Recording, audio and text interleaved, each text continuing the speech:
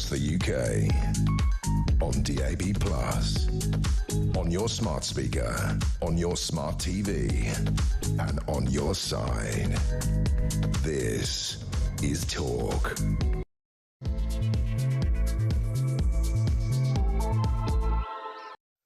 There you are. Good evening and welcome to the Political Asylum right here on Talk. I'm Kevin O'Sullivan and I'll be with you for 3 hours of news, views and topical debate all the way to 10 o'clock. Get stuck in. Get it off your chest. Get on the phone and call me on 0344 499 1000 or WhatsApp voice note me on the same number and I promise to play your message out. That's 0344 499 1000. It's Wednesday, May the 14th. Here's what's coming up. After the Crown Prosecution Service announced today that Rupert Lowe will not face criminal charges, his former Reform colleague Ben Habib joins me in just a little while to discuss party chairman Zia Yousaf's claim that he was the victim of death threats. Now, an independent Great Yarmouth MP Lowe today called Nigel Farage a coward and a viper. Your thoughts, 0344 499 1000. In other news, stand by for the shocking TV footage that proves French cops just stand and watch while migrants wait for the dinghies that will ferry them to Britain. What are we getting for the £500 million we handed to France to patrol the northern beaches and stop the boats? Look at this film and you'll see that the answer is depressingly clear.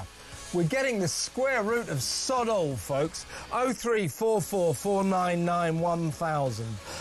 Paying the French police essentially to be spectators to all these migrants coming across the beach, standing in the sea, waiting for the dinghies coming back and back and back to pick them up. As you know, 2 days ago, 601 came across, 292 yesterday, and on this invasion goes. 0344 499 1000. Meanwhile, our old friend Gary Lineker is at it again. But this time he's really gone and done it, sharing on Instagram a blatant anti-Semitic post featuring the Nazis' favourite insult to Jews, depicting them as rats. Now the BBC football guy is in full retreat, deleting his disgraceful social media horror, issuing a grovelling apology and insisting he didn't know about the rat thing. Well, we never thought he was a genius, but is he really that ignorant? Is he really that stupid? Is he really that ill-informed that he didn't know that the Nazis used to depict Jews as rats? Really? Really? 0344 499 1000. This on the day that the state broadcaster's useless Director General Tim Davie hilariously told us that we could trust the information coming out of the revoltingly biased anti-Israel BBC. He's joking, right? 0344 499 1000. Also tonight, we've got the jam, and I'm all set to taste test Meghan's allegedly delicious produce. I simply can wait. That in about an hour. 0344 499 1000. Plus, after his Enoch Powell-inspired immigration crackdown speech, Two-Tier Keir is facing the mother of all Labour rebellions. I'll bring you the gory details. And finally, after the state stole his life and imprisoned him for 38 years for a murder he did not commit, why is the victim of Britain's longest-running injustice, Peter Sullivan, only in line for £1 million compensation? That's a game show prize. Surely this amazing man, who says he is neither bitter nor angry, deserves a lot more than that. 0344 499 1000. All that and so much more. So don't go anywhere. Stick with me right here, right now on Talk, the home of free speech and common sense. Let's spend Wednesday night together. And as a special treat, I've got Russell Quirk, political commentator, fellow host as well, with me for the first hour. But before I bring you in, Russell, let's go straight to Ben Habib. Are you there, Ben? I am indeed here, Kevin. Good to see you. And good to see you too, Russell. And you, Ben? Now, after today's events, right, let's recap. I can hardly forget the Friday when all hell broke loose, when all of a sudden Rupert Lowe was parting company with Reform. Suddenly these amazing allegations came in that he'd been issuing death threats to the party chairman. Zia Youssef had reported him to the Metropolitan Police. Meanwhile, there are allegations that he was being sexually inappropriate with staff in Westminster. Those allegations... Bullying. I don't think sexual. Yeah. Was it bullying? I know it's normally sexual misconduct, but it wasn't in this case. Yeah. Well, I mean, either way, nothing seems to have come of all of that. No. And today, the Crown Prosecution Service announced that no charges would be brought against Rupert Lowe. Rupert Lowe responded with perfectly understandable fury, saying that for orchestrating this vilification, what he called a vilification of an innocent man, as in him, Rupert Lowe, he said Nigel Farage was what did he call him? A coward and a viper. So it's all going on. Now, Ben, you too parted company with Reform. In a way, I think for similar reasons to Rupert, worried about the nature of the leadership, the nature of the party's internal democracy. And I know that you have a close bond with Rupert. We've been obviously trying to get him on today, but he's lying low at this stage. But what are your thoughts about this turn of events today? Well, I knew from the minute that I heard that a police complaint had been made that it was a false complaint. And indeed, I warned Rupert when I spoke to Rupert a few weeks before things went completely badly wrong between him and Reform. He indicated to me that things weren't right. And literally the night before Reform kicked off against him, I sent him a text saying, Rupert, please resign before they sack you, because if they sack you, they will seek to destroy your reputation, to try and destroy you, discredit you on the way out. So resign before they can take hold of the narrative. And I didn't just say that because I had some kind of premonition. It's because I've seen Reform behave like that dozens and dozens of times, again and again, against people whom I know to be good people, against people who I campaign shoulder to shoulder with in order to put Reform on the map. But Zia Youssef and Nigel Farage, when Nigel Farage came back as leader and then appointed Zia Youssef as chairman, have systematically gone about sacking and dismissing all those people, frankly, without whom there would be no reform. And Rupert Lowe was one of those individuals. So I could see it coming when I heard that there was a bit of discontent. And I said to Rupert, resign before they sack you. But it all happened quite quickly. They sacked him.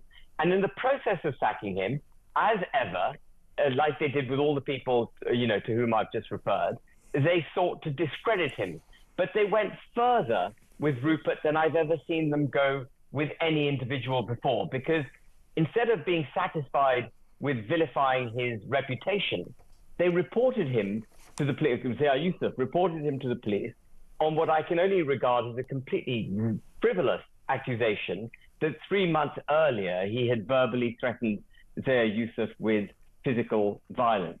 And Rupert Lowe is someone I've known for many years. He's a man, he's 67, he's had an unblemished career in business.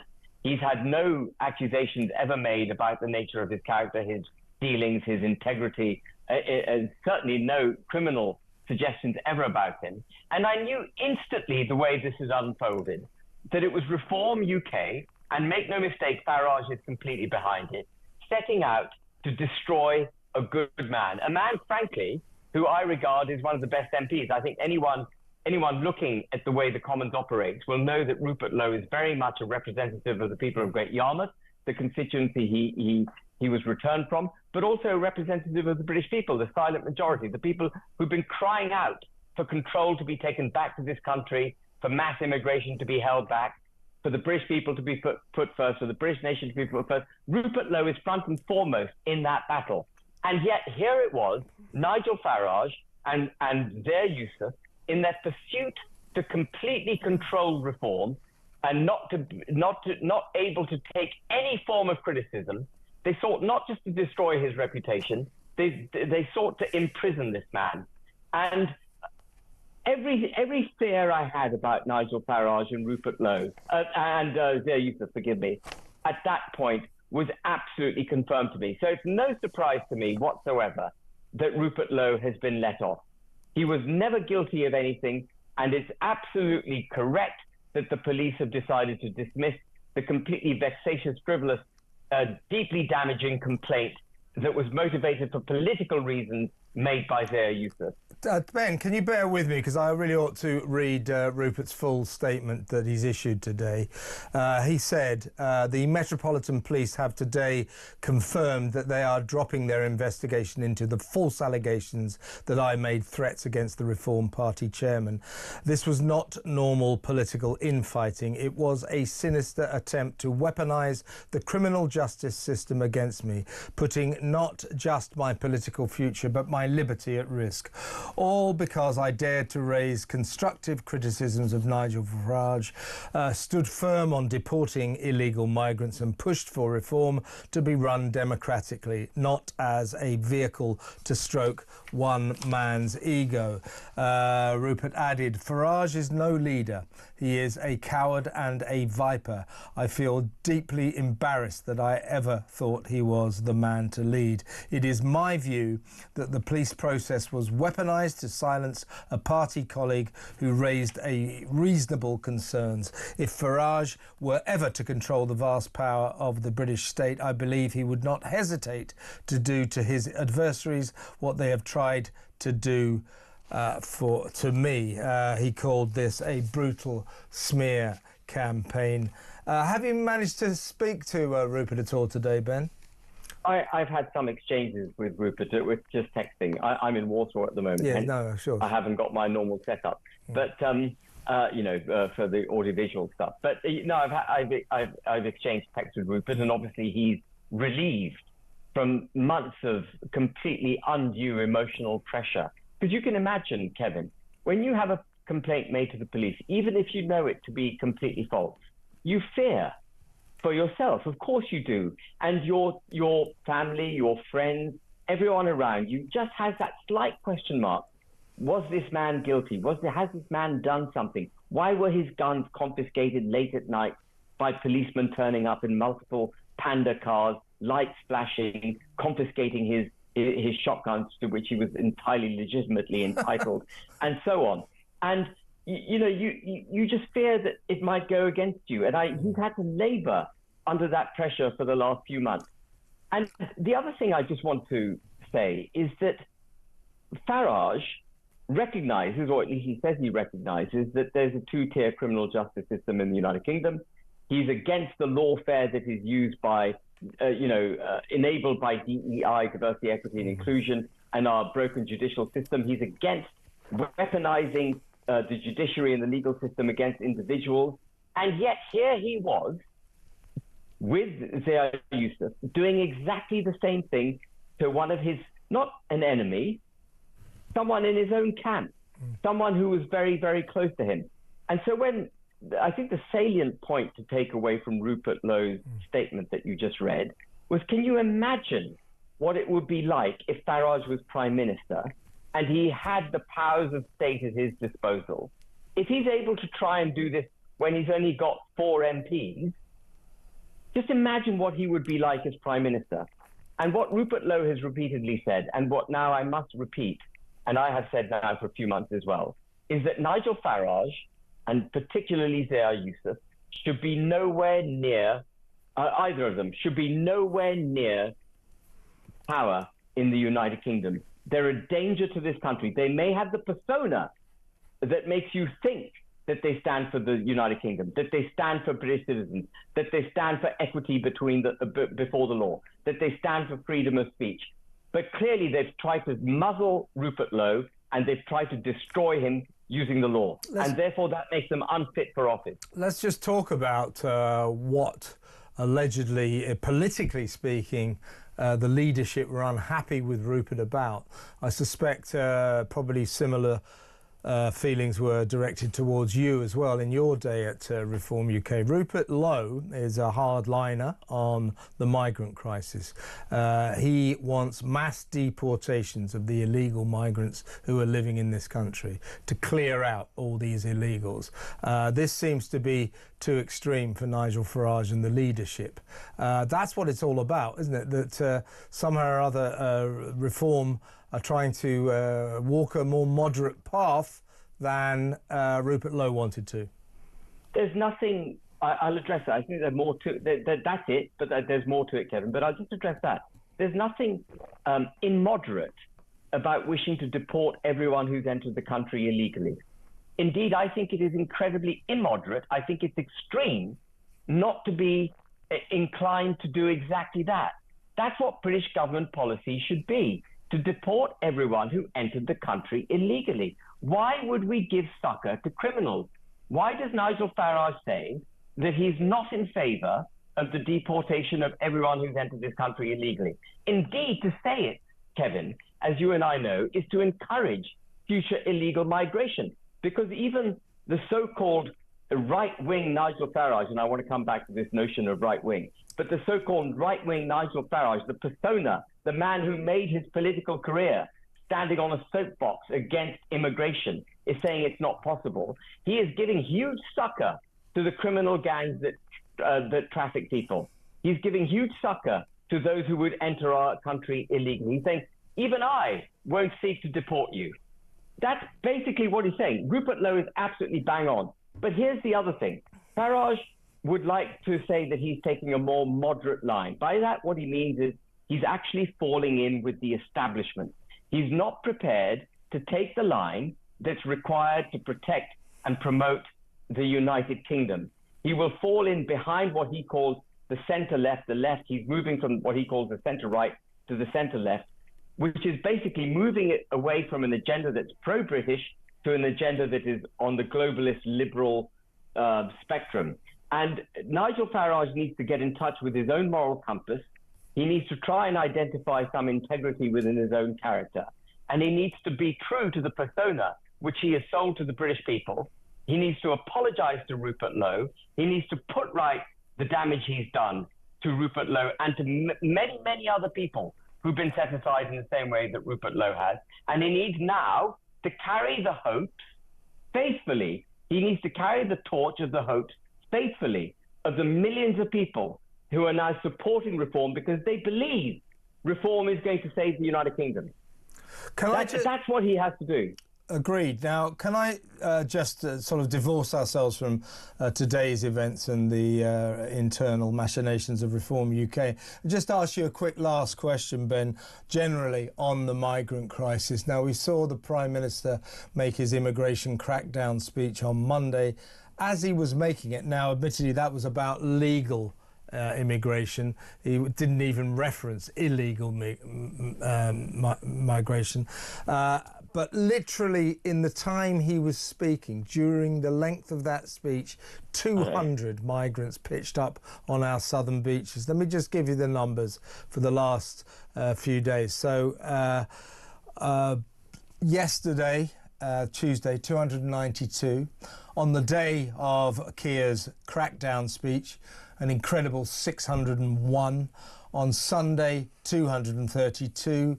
And on Saturday, a modest 58. And we're hearing today even hundreds more are coming across as well. This is absolutely out of control, isn't it? It is completely out of control. And what's happened, Kevin, is that our political establishment and indeed our judicial system has been hijacked by the notion that criminals need as much protection as everyone else. And so in the pursuit of protecting the criminals, and they're criminals, seeking to break into the United Kingdom illegally, in the pursuit of protecting these criminals, we are turning our backs, our governing class are turning their backs on civil society in the United Kingdom, unless and until we recognize that the primary purpose of government is the protection of the United Kingdom, and therefore its borders need to be enforced. Unless and until our governing class recognize that, we will be literally at sea over the nation state and society of the United Kingdom. And that's why I think it's so invidious, without wishing to go back to Nigel Farage, that's why I think it's so invidious that the man who personifies the fight for the borders of the United Kingdom, personifies the fight against illegal migration, should be now pandering to the liberal global order in the pursuit of power.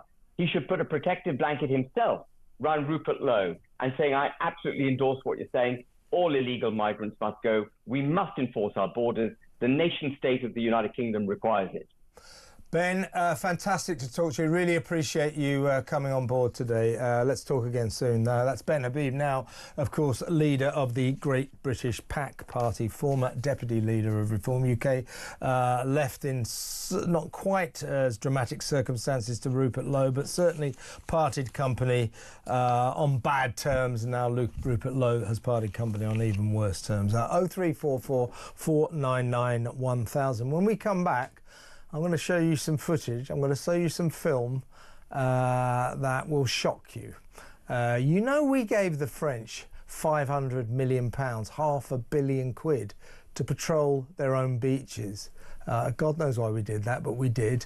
And they're supposed to stop the boats, stop the migrants. They're not doing anything. They've taken our money and they're not doing anything. And we will prove it to you with the most amazing footage after this break.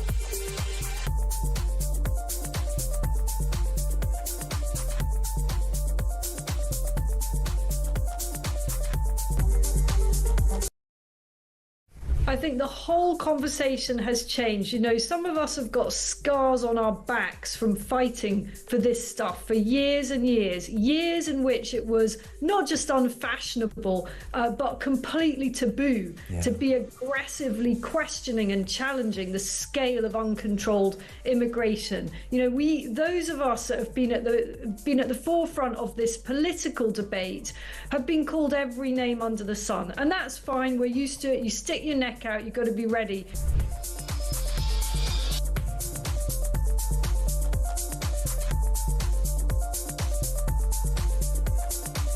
I put it in writing, and they basically replied and said, we can't remove him out of your theatre, but what we can do is we can cancel your surgery, we can move you to a different doctor with a different consultant at an unknown date.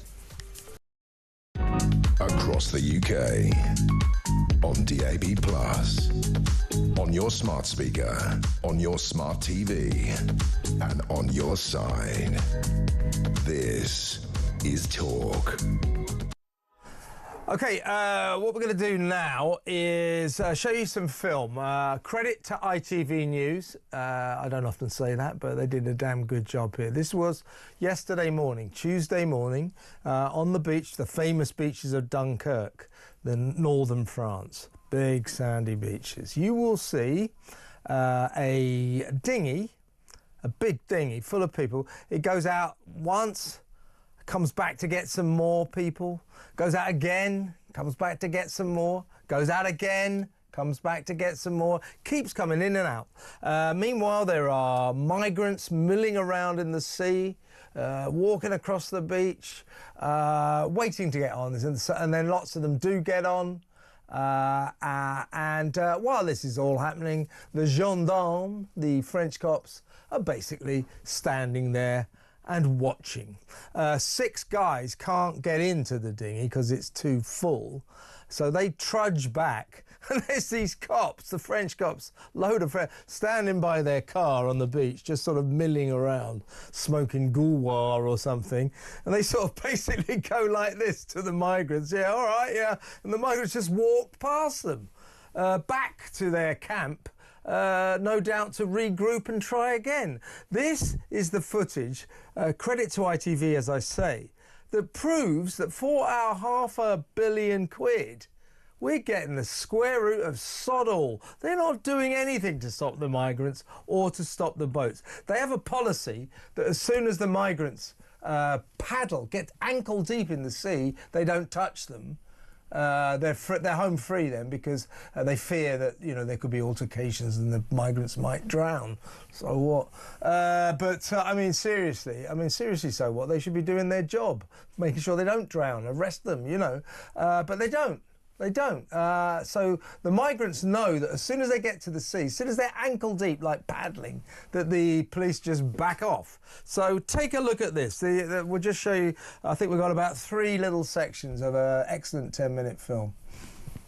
You tried to cross 14 times? Going back, go back, go back. 14 times you tried to cross? In 2 months, wow. And today you think you're going to make it? I hope so. There's no boat for this group, but that's fixed by one phone call. The dinghy we saw on its way to the UK turns back to France to cram even more on. Did you hear that someone died here yesterday on the water? No. You didn't know about that? Are you scared? No, I'm not. I'm not. This is all so casual. There's no running now, no reason to rush. That's Peter Smith there. Have we got the footage of when the 6 guys come back? Have we got anything more? Can we play that? 6 men who were on board jumped off just as the boat left for England. They walked straight towards police, who let them past. So we walked with them. Why did you get off the boat? Full. Will you try again?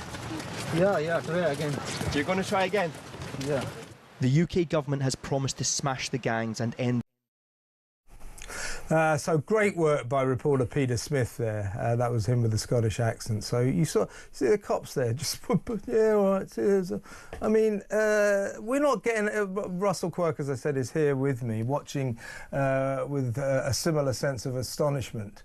I mean, they're not doing anything. Well, Kev, it's not just astonishment and disappointment. Do you know the feeling, the prevailing feeling that I have right now is of anger. Yeah. Not just of the farce that is the immigration situation by way of small boats. I mean, I think we're up to, what, 12,500, 13,000 legal migrants by boats, 35,000 last year. I suspect we'll get to 45 to 50,000. Yeah, we're going over 12,000 in terms of the 45 to 50,000 this year.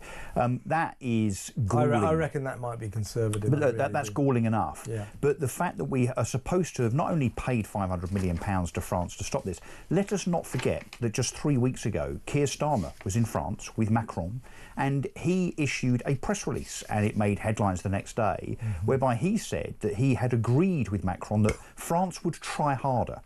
Well, that footage that you've just shown, good point, mate. That footage that you've just shown was only yesterday. The French and Keir Starmer are taking the absolute mickey out of us as a public. There is no 2 ways about it.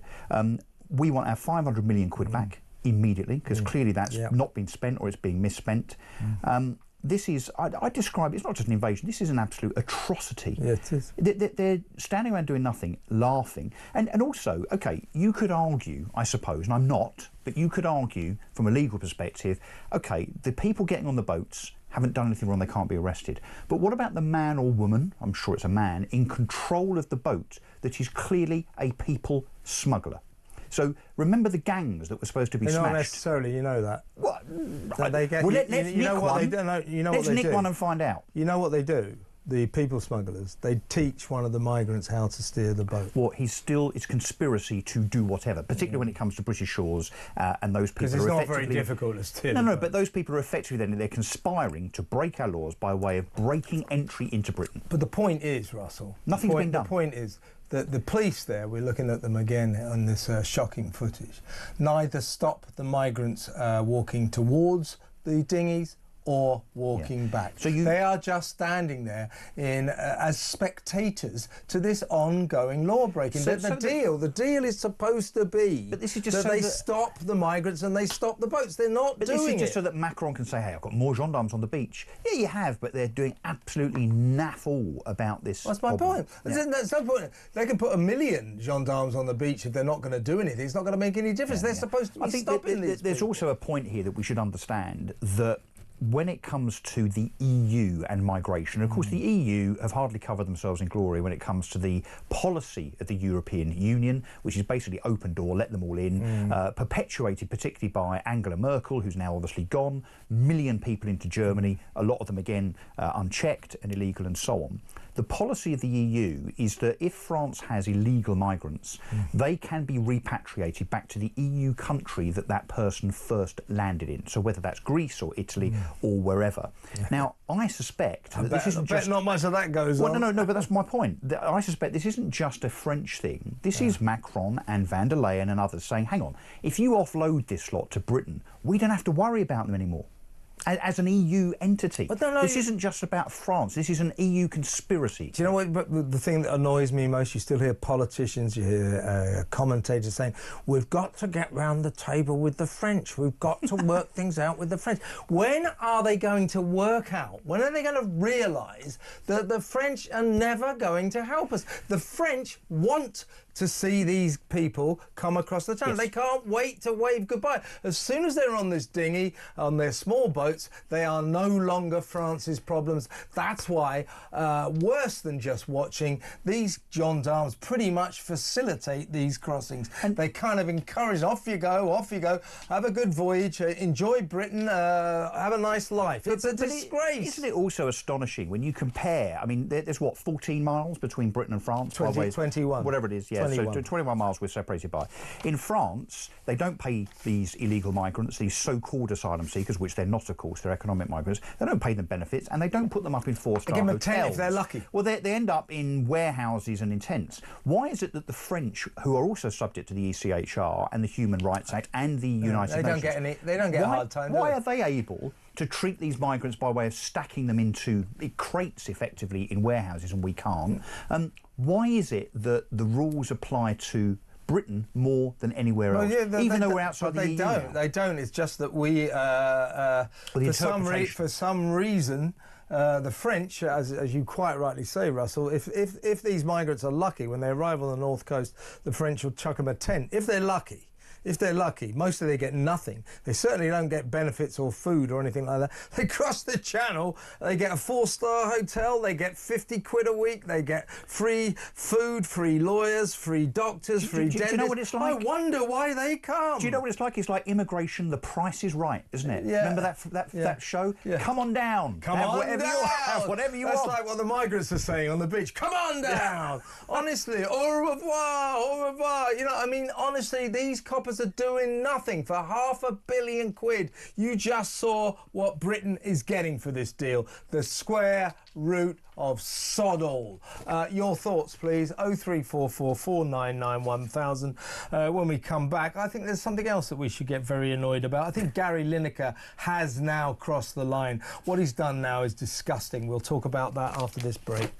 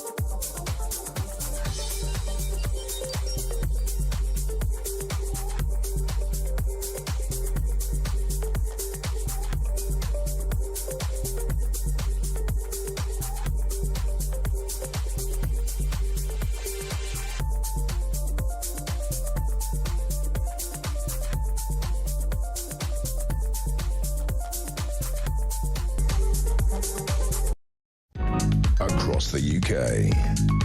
On DAB+, on your smart speaker, on your smart TV, and on your side. This is Talk. Welcome back. I'm still with political commentator and, of course, Talk presenter Russell Quirk. Russell, Gary Lineker, well, we know his history of tweeting usually anti-Israel, pro-Palestine nonsense.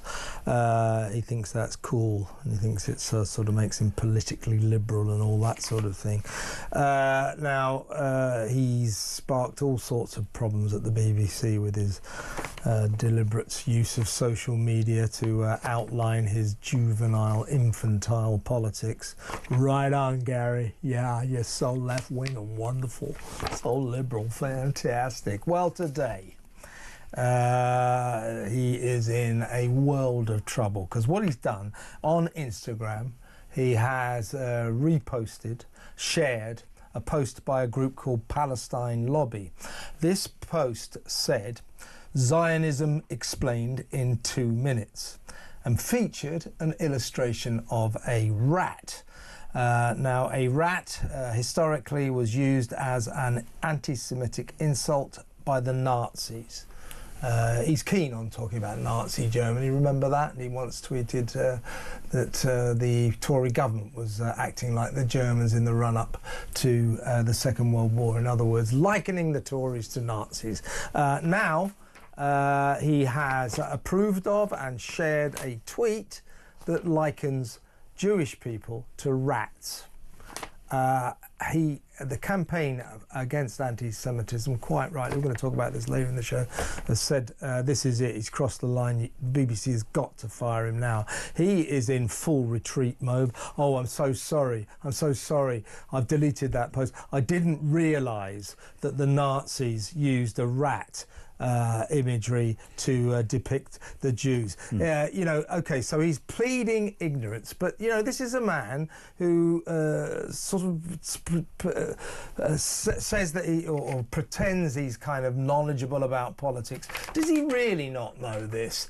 If he doesn't know this, then he's just an ignorant idiot who should wind his neck in and get the hell out of all this playing at politics. If he did know this, then he's an anti-Semitic disgrace. So I'm afraid the apology and the excuse do not wash, and the reason they don't wash is because whenever you go to retweet something, so you actually have to press a couple of buttons in order to do that, right? So you have to do it consciously. What did he think the rat symbol was? So when he's retweeted it, he can now say, I didn't realise. What did he think the context of the rat was in the first place? He must have thought, hang on, what's the rat doing in this thing I'm about to retweet? Of course he knew. He just thought he'd get away with it, and now he realises that the furor against him from all parties, because he's overstepped, means that he now has to apologise. He's only apologised because of the outpouring of anger and, you know, disgust. Look, Lineker's agent, this is the excuse, said, whilst viewing and reposting a video, Gary did not notice a rodent emoticon. What's that? Emoji or something? Emoticon, it says here. Am I pronouncing sophisticated? That right? Emoticon. I don't know. Whatever. Emoticon added by the author of the post. I mean, basically, as you say, that's an emoji. It's a picture of a rat. Although, if he had, he would not have made any connection. The repost has been removed.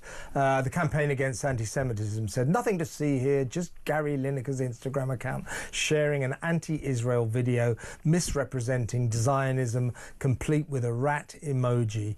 The Board of Deputies of British Jews said the BBC should ask him to leave now rather than allowing him to dictate his own terms. He really has crossed the line here. And as I say, if it's true that he had no idea that the Nazis used rat imagery to depict their hated Jews, then he's just a know-nothing moron who should never get involved in politics. If you don't know this sort of thing, Gary, wind your neck in and shut up and talk about the offside rule. Yeah, all right? But what did he think the rat was? And also, I'm sorry, we are responsible for what we do on social media. Can I just remind us as well that a few months ago, a certain Lucy Powell was imprisoned for 31 months for a tweet that was deemed to be offensive, that she then deleted. She's up for an appeal. I think you mean Lucy Connolly. Not Lucy Powell is in the government. She's the leader of the House. Yeah, my apologies. So Lucy Connolly, sorry. But she's up for an appeal hearing tomorrow by way of her sentence. She is. Yeah. What is the difference between what she said and what Gary Lineker has done? So shouldn't Gary Lineker be investigated by the police and potentially charged in prison for 31 months, the same as Lucy? Well, I really, it's just, as I say, he's pleading ignorance. No doubt the BBC will accept that. But are we really accepting he didn't know that? I mean, I don't think he's Albert Einstein. I don't think he's an intellectual giant. But is he this stupid? Is he this historically ignorant that he didn't know that the rat was what the Nazis used to depict the Jews? Everybody knows that. Can I just add, and another thing? The right to freedom of speech is something that we talk about on this station a lot, and that is absolutely a given. So Gary Lineker has a right to his opinion, even if, and I'm saying if, he is an anti-Semite. I'm not saying he is, I'm saying if he is. He has the right to be that.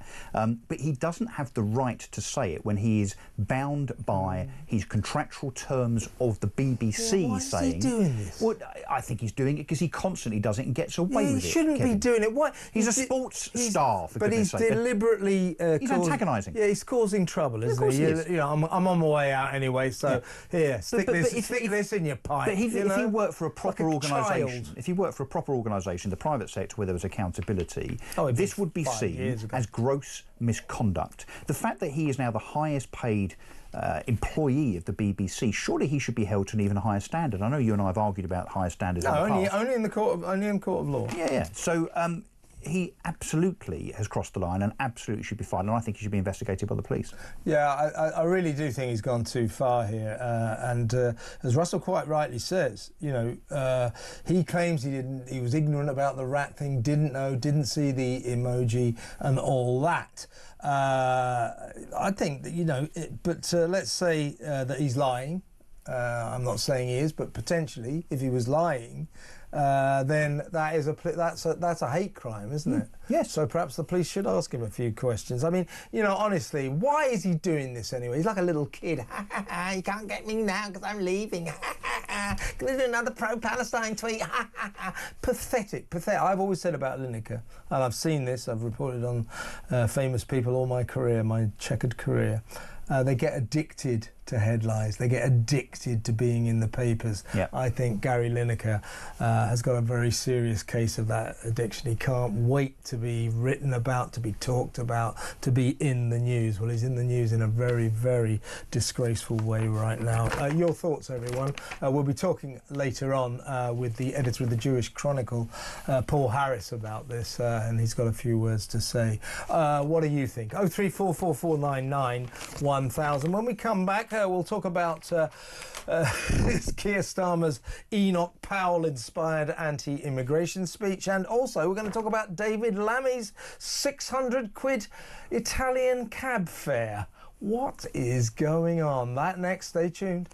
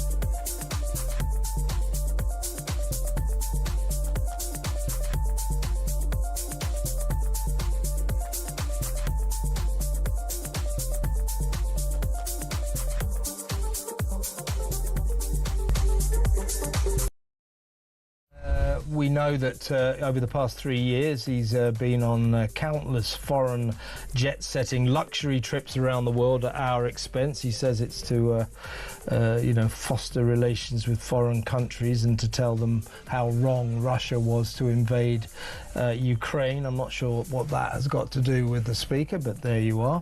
He spent about £300,000 over the last 3 years going on these luxury trips.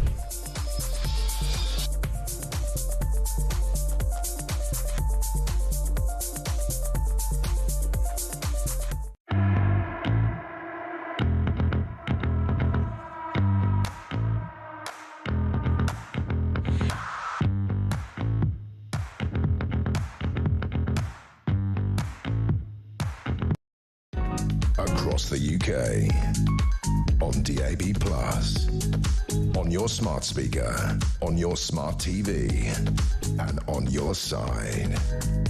This is Talk. Countdown to Megan's Jam. In about 10 minutes I'm going to be taste testing Megan's as ever. It's got to be called fruit spread because there's not enough fruit in it to be called jam. But we've got it and we're going to try it. We got some edible you should see the edible flowers. I wouldn't give you 1p for them. Anyway, we will be taste testing that. Can't wait. Now, before we get to that though, I want to talk about Labour. Obviously Keir Starmer's speech, Enoch Powell-inspired speech in Island of Strangers. The left of his party, in fact most of his party, are staging the mother of all political rebellions. He's never received anything like that.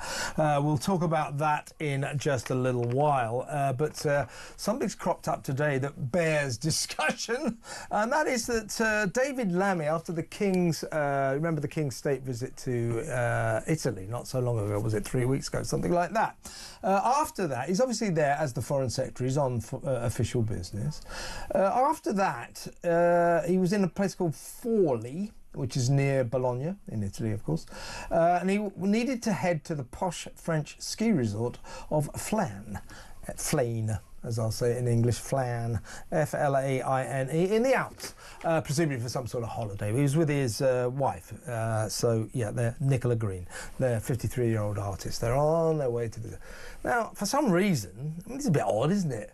They took a cab, 6-hour cab ride. I mean, there must be a better way of getting from Bologna to the Alps than in a cab. Anyway, the fare was 600 quid. Now, when he arrived, the cabbie said 600 quid and Lammy wouldn't pay. It became aggressive, apparently, allegedly. And it was a 360-mile trip on April the 10th, by the way. And the angry cab driver, when Lammy wouldn't give him 600 quid, apparently drove off with his luggage. So it all went very, very pear-shaped. Now, Whitehall now says that Lammy was the victim in this incident and that all fees were paid in advance. That's why Lammy was furious about being told he owed the cabbie 600 quid. The Foreign Office spokesman said today, Russell, we totally refute these allegations. The fare was paid in full. The Foreign Secretary and his wife are named as victims in this matter, and the driver has been charged with theft. Well, we await to get that confirmed. We'd never trust the Foreign Office, as there is an ongoing, here we go, as there is an ongoing legal process, it would be inappropriate to comment further. Oh, God, they're hiding behind that again. Hang on, it's a legal process in other countries, so what do we care? Yeah, but what, exactly right. Well, they always do that. Oh, yeah, we don't want to get in the way. Valid. Yeah, they're just hiding behind a legal process. Absolute claptrap. Yep. There's something about this that the Foreign Office does not want to share with the public. Let's just, this is my question. This was paid... The Foreign Office is saying this fare was paid in full in advance. Now, we don't know this, but are they in fact there saying that we, the taxpayers, footed the bill for his 6-hour, 360-mile Italian cab drive? Is that what they're saying? Because if so, I want to know why. Well, I have never come across a private hire journey where you pay in advance, apart from an Uber, which this was not, where obviously they debit your money immediately. You always pay at the end, but that's the first thing. So again, it's unfeasible, isn't it, that if it's been paid up front, it's obviously been paid by the government and therefore by us as the taxpayer. But why get a taxi for 500 kilometres, 360 miles, for 6 hours. I mean, Lammy actually, since being appointed as Foreign Secretary, since this government has been in power, Lammy's actually become quite famous for luxury private jet travel. He's the biggest. So why didn't he just jump on another one of his traveller of them all? Yeah. So why didn't he jump on another private jet? I mean, do you think? I don't know. Maybe he's trying to reduce his transport bill because he's so embarrassed by it. But getting a taxi for that distance, what did he think it was going to cost? When you're going from one country to another, you're going through the Alps, for goodness sake. The taxi from Italy to France, to actually cross a border like that in a taxi. But that's like getting a taxi. Weird. Do you know what that's like? That's like getting a taxi from Land's End to John O'Groats and then wondering why it's not 60 quid. Yeah. But I think the essential question here, I mean, if he's stupid enough to spend his own money like that, I mean, which he Dave, we all know you're not the sharpest pin in the pack, but there are more economic ways of travelling 360 miles from Italy to France than getting a taxi. Taxi! But okay, so look, take me to another country, please. He's gone on government business to accompany King Charles. That's fair enough. Right, so obviously that should be, that should be funded. Yeah. But then if he then decides to go off after that on a holiday, that should be under his own cost and steam. Angela Rayner, of course, has been under fire for doing a similar thing where she goes to Kenya on a fact-finding mission. That's when she wanted to go on safari. And then she decides she wants to go on safari. So in other words, I mean, you might think... she did get that turned down. No, but you might... Exactly. No, so how's Nanny getting away with you can't go and look at the elephants. You're working. Whether it's Rachel Reeves, who can't walk past a theatre without going in it and having a gifted ticket. Yeah. I mean, this lot, talk about having their noses in the trough. I'll accept, Russell, accept that if he was on official business, the King's state visit, and he had a holiday booked in France, that because he had to be there, maybe the Foreign Office can cover his costs to get on his holiday because perhaps he was inconvenienced. I'll accept that, but not. Well, yeah, but it's not. A stretch. But I'll just about accept it. But not if it's a taxi. Yeah. Not if it's 600 quid's worth of taxi. I mean, why? The Foreign Office should be thinking about the taxpayer and saying there are cheaper ways to get to France from. But why didn't he hire a car from Hertz for 80 quid? I mean, is he too stupid to drive? Do we think? Probably hasn't passed his test. It's amazing he passed any exam. They are rinsing us, aren't they? Not just the French, but our own government are rinsing us. Well, we don't. To be fair, we don't know whether the government. But it sounds to me as if we, the taxpayer, footed his taxi bill. But we'll try and find that out. But either way. Blimey, Dave, you don't need to get a taxi from Italy to France. It's unbelievable. Let's just quickly talk about that speech on Monday, the immigration crackdown, of course, all about legal immigration, not illegal immigration. Won't make a blind bit of difference. He was very feeble, tinkering around the edges. But in his hardline speech, he used rhetoric reminiscent of Enoch Powell. We're turning into an island of strangers. And the left wing of his party, in fact, his entire party, are in uproar. Loony lefty Richard Bergen has demanded that the PM apologise. Yvette Cooper went on to Good Morning Britain, and Susanna Reid said, well, would you say island of strangers? Would you borrow phrases from, it's not quite an exact phrase, but would you paraphrase Enoch Powell? She didn't want to know. Everybody, Sadiq Khan said they're not the words I would use. Not the words I would use. He's in trouble, isn't he? Well, and the thing is, Kev, he was in trouble anyway, right? So they've just lost 200 councillors 2 weeks ago in the local elections because the country has turned against a government which effectively is just a bunch of liars, right? Let's just say it how it is. So he's in massive trouble as it is.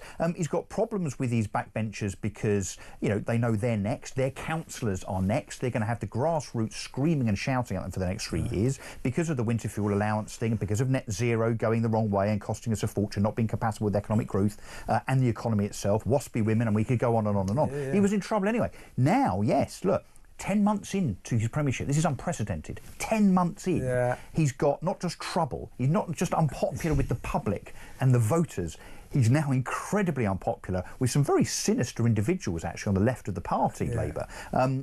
Does he survive this? I mean, is this the beginning of the end? Quite a few moderates aren't happy with him either. But do you think this is the beginning of the end? But Quinton Letts made this point in the Mail today, or was it yesterday? Quite a good point. It was this. His problem is this, that with the political earthquake going in towards reform, it is clear that what Keir Starmer wants and what his party, his left-wing party want, is at complete contrast with what the public want. Well, we don't want what Labour want. We want what Reform want. No, but the problem is this also demonstrates very clearly that Keir Starmer stands for nothing. Oh, yeah. He has no ideology. Useless speech, he has no belief whatsoever. He's literally woken up the day after local elections and thought, oh, that was a bit painful. I know what I'll do. I'll try and out-reform reform. Yeah. I'll make immigrants to this country now, or I don't know, speak English and so on. And of course there was political 101, this is. Of course his party are going to be up in arms. But is anybody convinced that Keir Starmer really believes No, he doesn't. No, you see, that he's going to stop immigration? That's the thing. He's thinking, well, if I'm going to take power, I've got to get tough on him. So he makes this speech and he goes way over the top, goes all Enoch Powell. Well, and now his party are furious. Can I just suggest that he was toast, now he's burnt toast? He's very, very burnt toast. Russell, really good to have you on board. Thanks so much. Russell Quirk there, fantastic political commentator, driver of Porsches, that kind of thing. Also, of course, a host here, a presenter here on Talk. You'll be back with me very soon. Good to talk to Russell. So when we come back, as I say, it's the taste test. Megan's jam, Megan's produce. I can hardly wait. I simply can wait. That next. Stick around.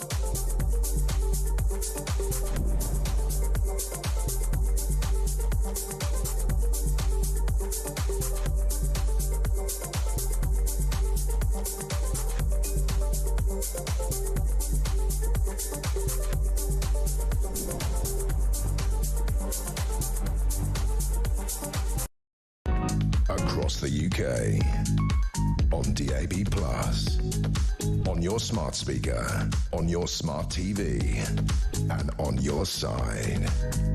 This is Talk.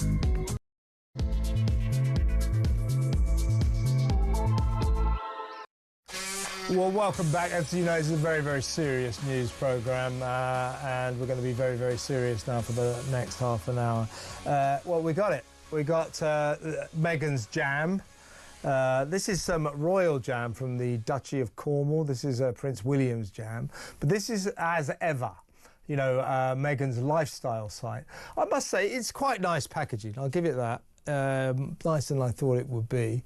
And we have spent, you can't order it here in London, so we had to order it through a friend of mine who lives in Los Angeles. They got the product and then they send it on. It's cost us a fortune. This jar of non-jam, because it's actually only allowed officially to be called fruit spread because there's not enough fruit in it. This is probably costs about 300 quid, so it better be good.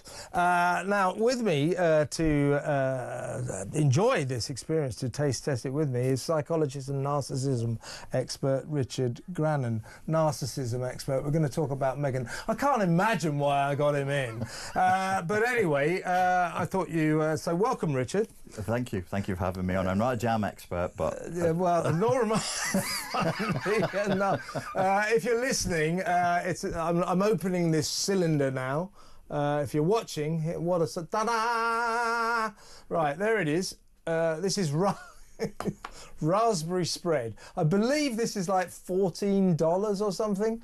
The honey is $28 and the tea is about the same price. So they're not giving this away. So, magic moment. I'm going to open it now. Hang on. I heard...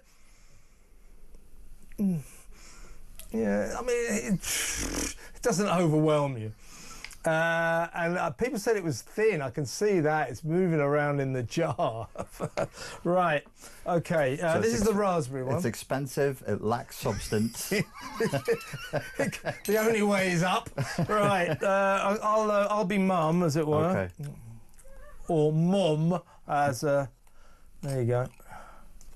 Excuse fingers. Right, if you take that, Richard. Rightio. Careful now. Oh, okay. There we go. We've only got one plate, by the way. Yeah. The canteen couldn't spare any more. I told the staff to go around and nick some, but anyway. Right, here we go. The magic moment. It is very thin, I'd say that, but there are a few lumps in it. Let's go.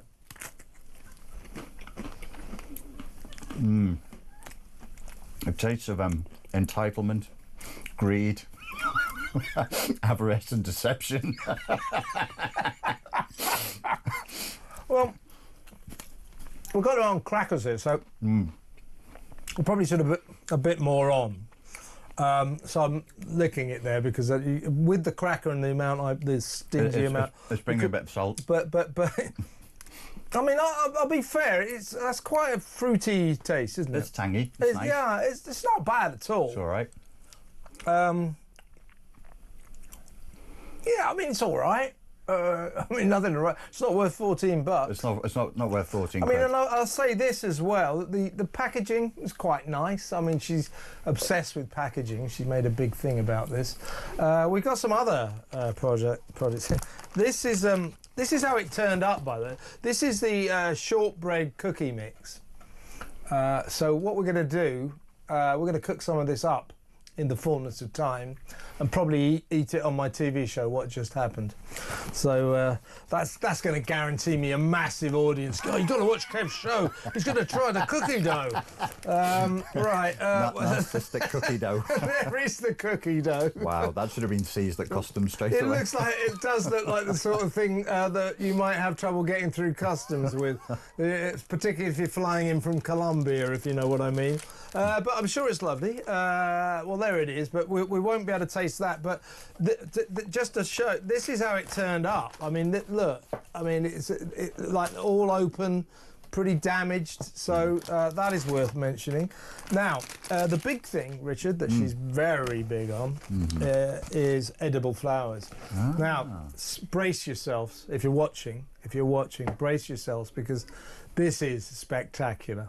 Be prepared to take a big intake of breath.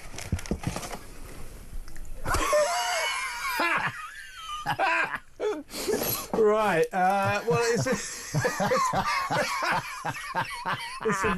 that was well worth it. There's some clippings from the garden. It's like a tiny packet with a few coloured bits in it. Of course, I haven't got any scissors here, but I'll have to open it like this. Okay. Right. Well, you still give us your. I've still got a bit of cracker there. I'll put some on. Oh yeah, thank you. But you didn't want to finish it all, though. It was. No, I've got to be fair.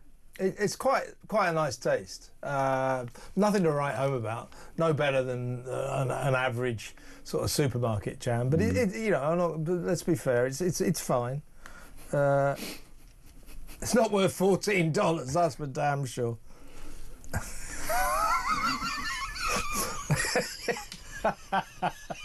Right, I'm putting these edible flowers on mine. Let's go again. Here we go.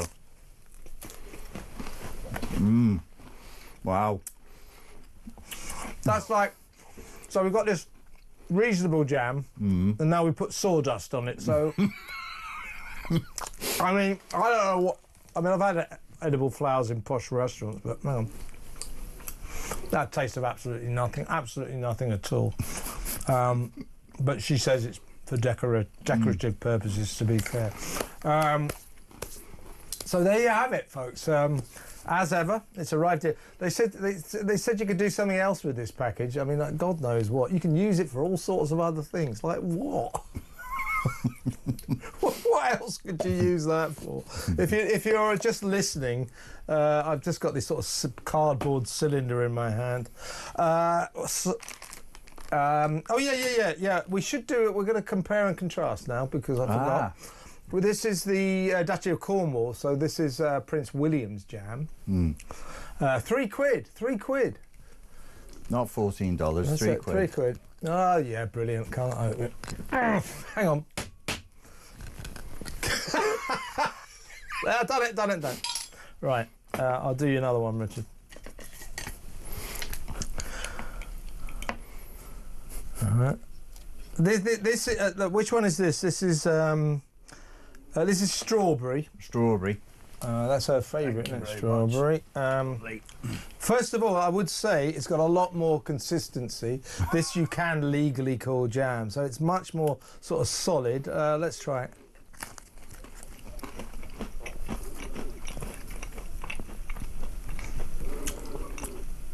Yeah, you know what? It's got a lot more depth, hasn't it? It's just a jammier jam. It's got integrity.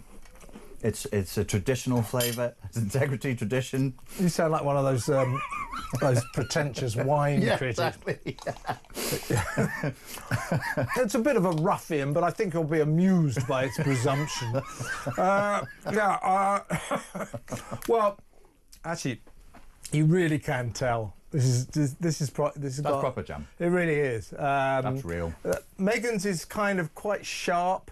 Tangy, and thin and tangy, but not unpleasant, as I say, and certainly not worth $14. So thank you very much, Megan. And as I say, get ready, because tomorrow on my show, which goes out on Friday night, we're going to try the cookies.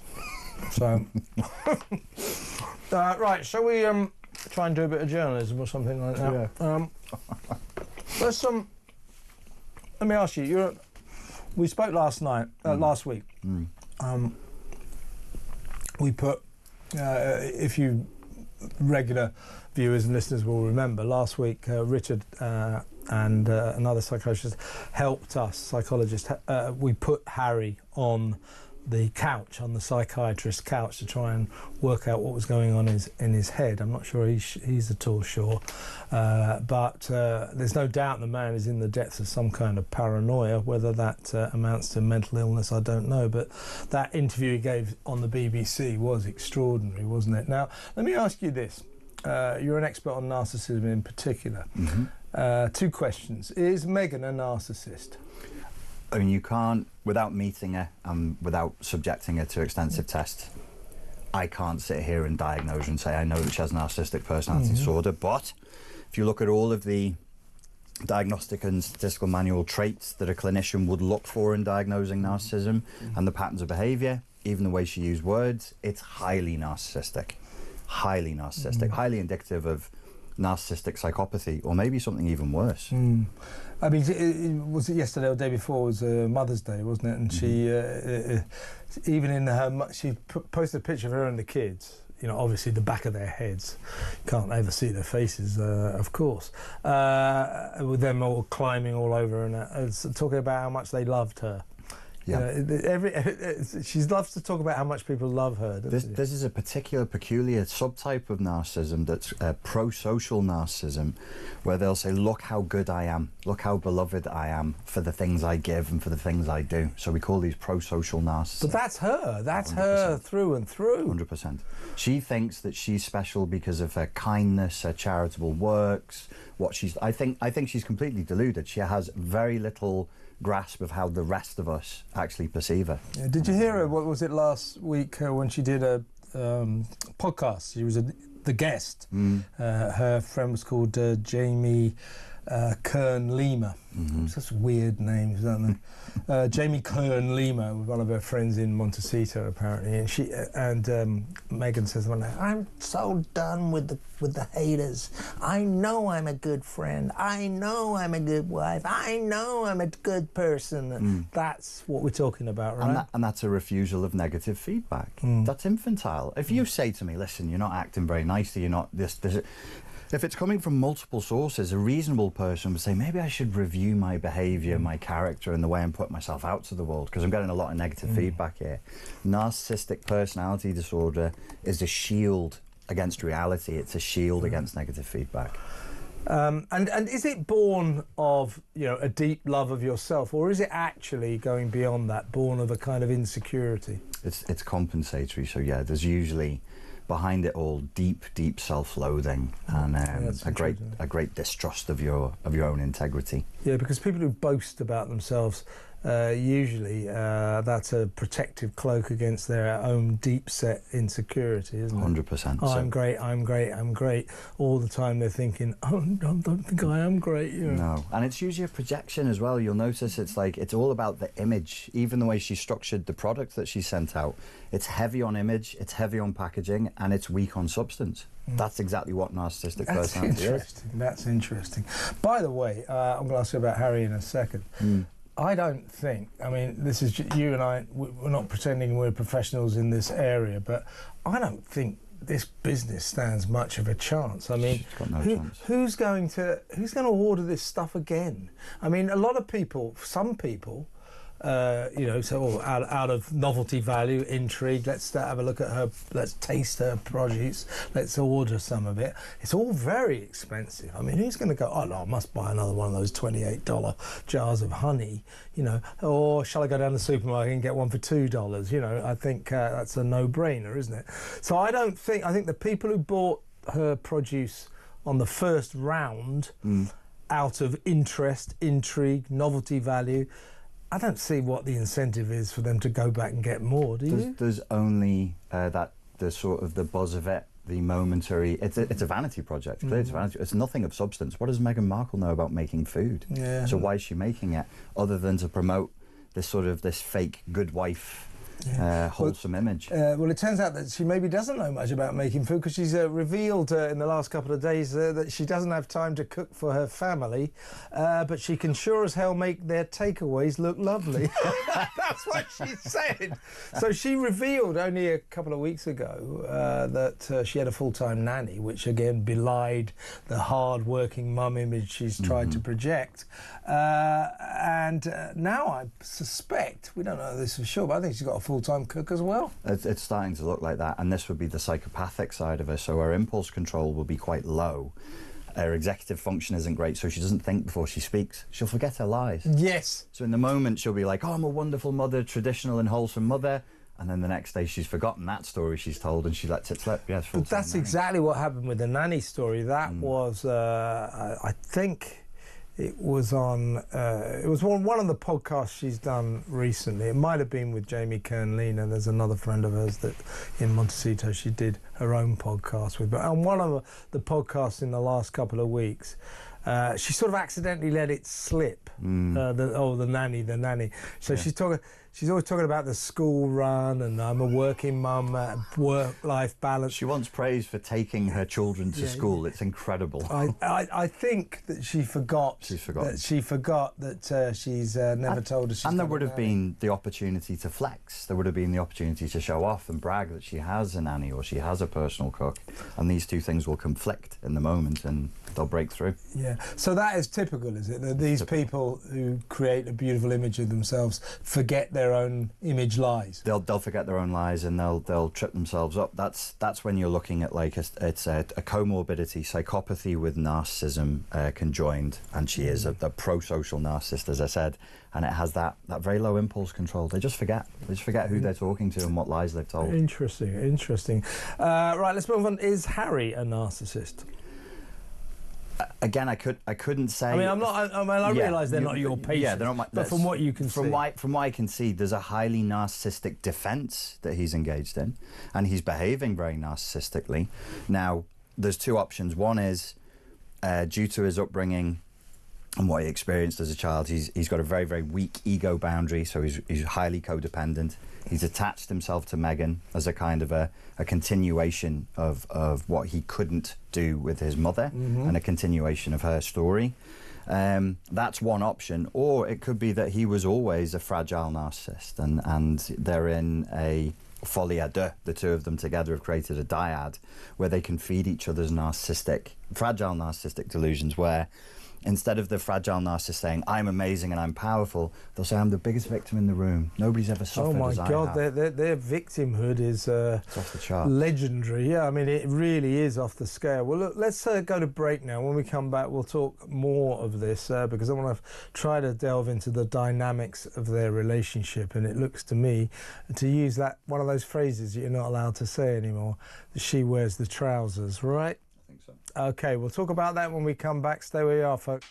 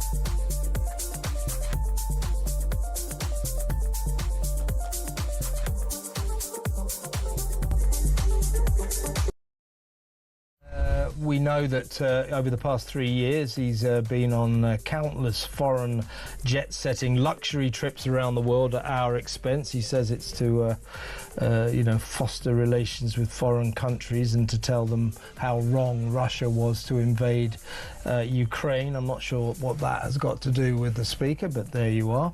He spent about £300,000 over the last 3 years going on these luxury trips.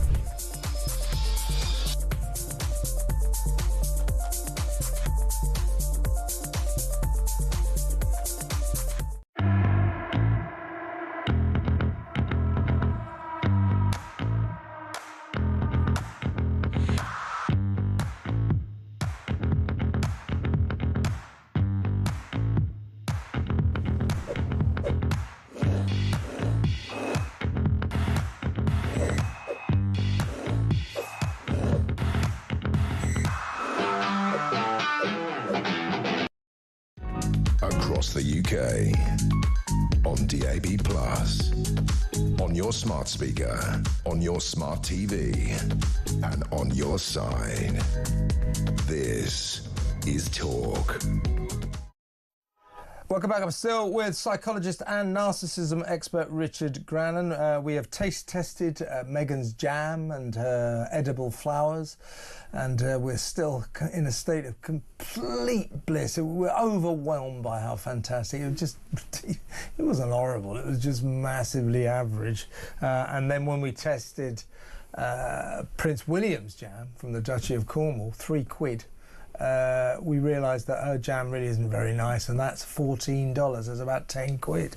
So she's really overcharging for what I would suggest a very, very mediocre products. Reasonably nice packaging, but hey ho, so what? I just don't see that business is going to work, but good luck to her. God knows she's going to need it. Right, let's talk more, Richard, if we can, about this relationship. We were touching on Harry before the break. From my amateur viewpoint, it looks to me like she's in charge. He does what he's told. 100%. So he even if he is on the spectrum for narcissism, in this relationship he is being instrumentalized, and I think it has this he's the errant knight that she sends out to use her words and to send her message out into the world. So she's directing him, I believe. She's instrumentalized him. He's a sock puppet for her. Whatever she believes, whatever she says, he repeats it and echoes it. Do you think, because I felt her presence, if you like, when he gave that disastrous, really ill-advised interview a couple of Fridays ago, after he lost the case here in Britain, his long-running battle, legal battle, to get armed police protection whenever he visits this country. It was always a lost cause. Everybody knew he was just wasting money. He lost the first case. He stubbornly appealed. He lost the appeal. The judge then said, Harry, he didn't actually say it in those terms, but he basically said, Harry, give it up. You are never going to win this case. Yet he went back, appealed again. He lost millions of pounds, and the result is what we all knew it was going to be. Like a kid, like a spoilt brat who didn't get his own way and who was throwing his toys out of the pram, he sat down with the BBC for 30 incendiary minutes. Apparently it was only supposed to be 10 minutes, but he wouldn't stop. And I think probably severed all ties with his family forevermore. The things he was saying were, I thought, incredibly, sort of almost disturbingly paranoid. You remember he was saying, oh, I didn't lose this case because I'm an idiot, which is what he should have said, a stubborn half-wit. He said, I lost this case because of an establishment stitch-up. My father is in league with shadowy figures in the government, and they want me dead. They want me unsafe, and so on and so forth. Nothing is ever this guy's fault. Did you think that the level of his paranoia was quite extreme? I think he sounded at points completely delusional and honestly deranged, and I did feel sorry for him. Even this part of the story where he tried to buy the British police. He said, I'll pay. And I was thinking, do you think that they would let you set the precedent for the police security to be bought? They can't.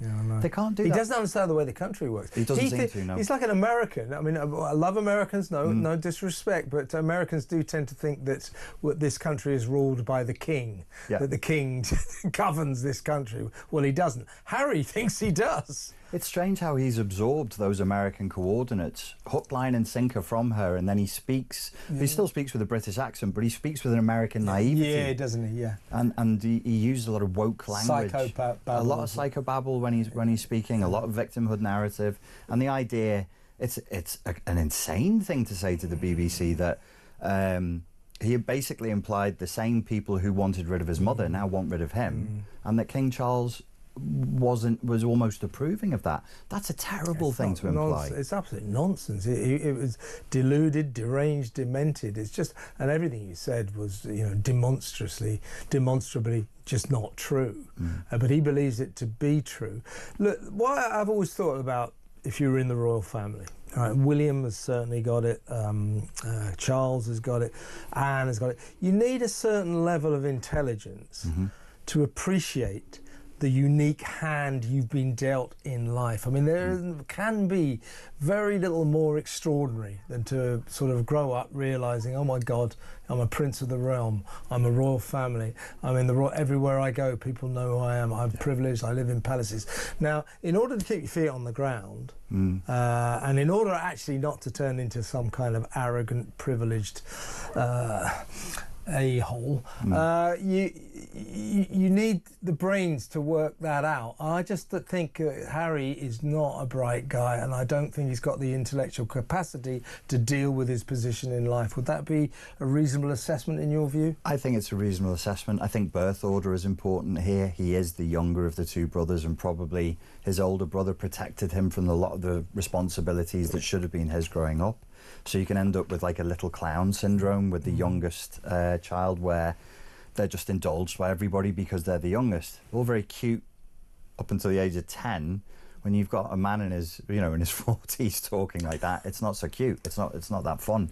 But yeah, there is a lot of entitlement there, and a sort of fury that he's not higher up the pecking order. Well, what does that mean? That's the other element of the security thing that bothered me. He's basically saying, I want exactly the same security. It's a status thing. It's purely about status, but he claimed it was for the security of his family. That's disingenuous and highly manipulative to claim, I'm scared for the safety of myself and my family.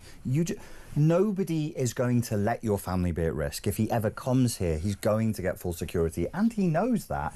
He was fighting for the status. That's a problem. Yeah, and the feud with his family, with his brother, with his father, all of his family here. I mean, what does that indicate about him? People who tend to have these kind of familial feuds. I think it's, as you originally said, there's a mindset you need to have that I think other royal family members have shown. Yes, there's a lot of pomp and circumstance. Yes, it's a lot of tradition, but it is a unique hand you've been dealt. Take the rough with the smooth. If you really care about your charities and the good you want to do in the world, do it from that position of status, but it's give and take. It can't just be all on your terms. You need humility, and people with narcissistic personalities, they fail the reality test, so they can't tell the difference between their fantasies of how things should be and the reality itself. That makes sense. And I mean, going forward, I mean, I think that interview that we watched last Friday, I don't want to overstate it, but I thought we watched a man who's got mental health difficulties, to say the least. He's got a lot of deep paranoia, probably needs help. Going forward, how can he sort himself out? Does he need to get out of her clutches? I've said, as we discussed last week, I think it's a fair thing to say. I think she's ruined him. Don't forget, this was the happy-go-lucky, likely lad that the nation loved. He seemed to be having fun. Ever since he's met her, he's turned into this sort of complaining, bitter, misery guts. The whole world is against him. He hates everyone, hates his brother. Does he need to get out of her clutches to cure himself of this? He does, but he needs also to get past whatever it is that drove him into her clutches. She's not that important or that powerful, really. He's given her that power. If he hadn't have given her that power, she'd be another wannabe actress from, I mean, she's from Hollywood. I think she's from Hollywood, right? She is, Born and bred. She'd be just another wannabe actress, part-time model. He gave her that status, so he's got, he probably doesn't see how much power he has in this scenario. If he just got rid of her, and he doesn't deal with what's going on internally, he'd probably find another woman to do the same thing to him again. He's always going to crave a tyrannical, narcissistic wife. Interesting. I mean, do you think, looking at the dynamics of this relationship and everything we've just been discussing about both of their tendencies towards narcissism, her tendency, not tendency, her desire for total control of everything, do you think this relationship will stand the test of time, or do you think it might? A lot of people think it can't go on. I would suspect it won't. When you have two highly narcissistic people, if they're both grandiose narcissists, that can go on for time. But because he's codependent, he's weaker than her. And I don't know how long she'll be able to tolerate that for past another 5, 7, 10 years before she'll start looking for the door. The buzz of all this will go. She's role-playing as royalty. Of course, And once she's sick of that game and it's not fun anymore, and it probably isn't that fun now, and she seems to me to be the kind of person who once she's used up a person for her own purposes, she ditches them. She's got a lot of track record of that. So if she reaches the point where she thinks this guy, old Ginger Nuts, isn't really doing me any good anymore, she'll move on, won't she? I mean, if he's not open, if the status of being with him no longer keeps her in the limelight, no longer opens doors that were otherwise closed, gives her the power, because she's still allowed to use HRH. No, she can't use HRH, but she is, of course. No, she started to she uses it. Oh, but the she's not Queen's supposed to. dying wish was don't use HRH, because the Queen, this is the late great Queen, of course, feared quite justifiably that she would use HRH for commercial purposes. But she can still call herself Sussex. Duchess of Sussex. Duchess of Sussex, she can. So if that doesn't keep her in the limelight, and it doesn't give her the power that she clearly, this is the psychopathic side of her, she craves power in a way that, you know, you might want something, but we can't understand the craving that they have just for raw power and control. If he's not doing it, no, she'll get rid of him. And so she loves this Duchess of Sussex because that gives her status as well, yeah? In the eyes of Americans. I mean, I can only imagine how impressed her American friends are. I tried to tell my American friends, you know, over here in Britain, we couldn't give a damn about titles. So many of her. Every other Tom, Dick and Harry's a baroness, a baron, a viscount. We don't care. So good luck to Americans for looking up to her for that reason. Last question. I don't know why this is the last question. It should have been one of my first questions, really. Is he an alpha male or is he like a gamma male? I don't... He seems to be pretty gamma around her. I would say, I think, so in Jungian psychology, he would be called the puer eternus, which means the eternal child. He's never grown up. He's never been forced to grow up. He's a little boy. Yeah. One day he will, I hope, he becomes a man and realises that inside of him, but until then we can't even call him a gamma male. He's just a kid. A kid, yeah, which, to go back to that interview, that was a spoilt brat throwing his toys out of the pram when he didn't get his own way. When he didn't get his own way, and then he's the biggest victim in the room, and it's a big conspiracy, and people are trying to kill him. Come on, dude, grow up. Richard, fantastic to talk to you. I hope you enjoyed your jam. I did. I loved my narcissistic jam. Yeah, your narcissistic jam, and we absolutely loved the edible flowers. They were spectacular. Just a bunch of coloured sawdust. That's all that was. Richard Cannon, psychologist and narcissism expert. He'll be on this show again pretty damn soon, I predict. In fact, I know, because I'm in charge. Right, when we come back after these messages, we'll be taking your calls, 0344 499 1000. Let's talk. It's good to talk on Talk.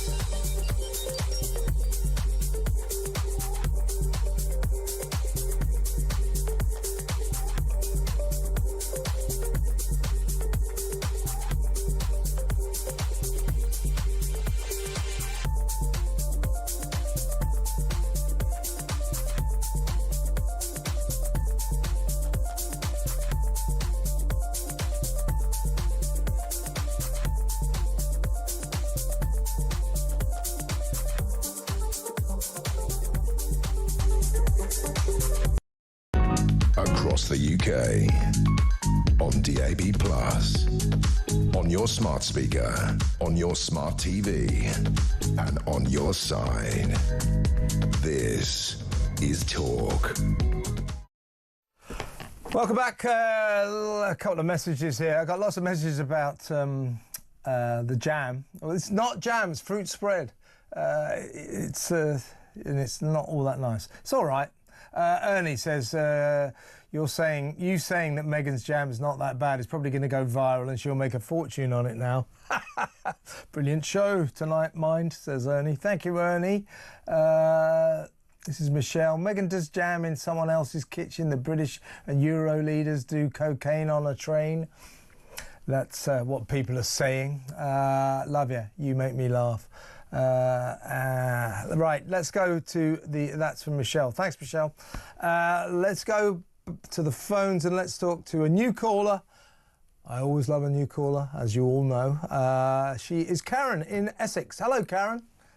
Hi, Kevin. How are you doing? I'm very, very well. You want to talk about the migrant crisis? It's getting worse, isn't it? It certainly is. Well, sort of a few things, right? You know, we could ask Macron about all the millions we pay him when he comes over on his state visit in a couple of months' time. Well, yeah. I mean, the point is, Karen, we should be asking him now. What do we get? You saw that footage that we just played you. What do they do? We gave Rishi Sunak gave Macron or gave France £500 million, £500 million. This was so that the French could patrol their beaches properly, stop the boats, stop the migrants. They're not doing it, are they? Yeah. The other thing, Kevin, is when we always say these small boats.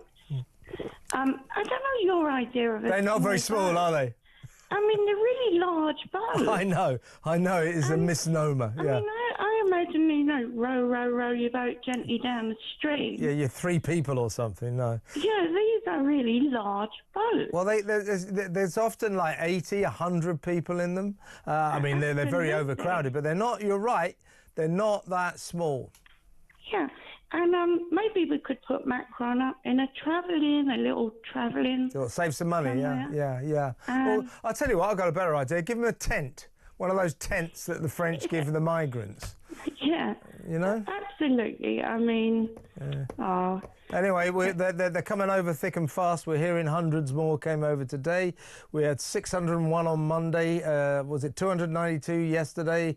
Nearly 300, I think, on Sunday. I mean, they're coming over in their droves, Karen, and there's no stopping them. It's ridiculous, isn't it?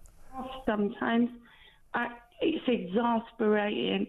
Yeah. It's exasperating. It is. That is the word. That is exactly what it is.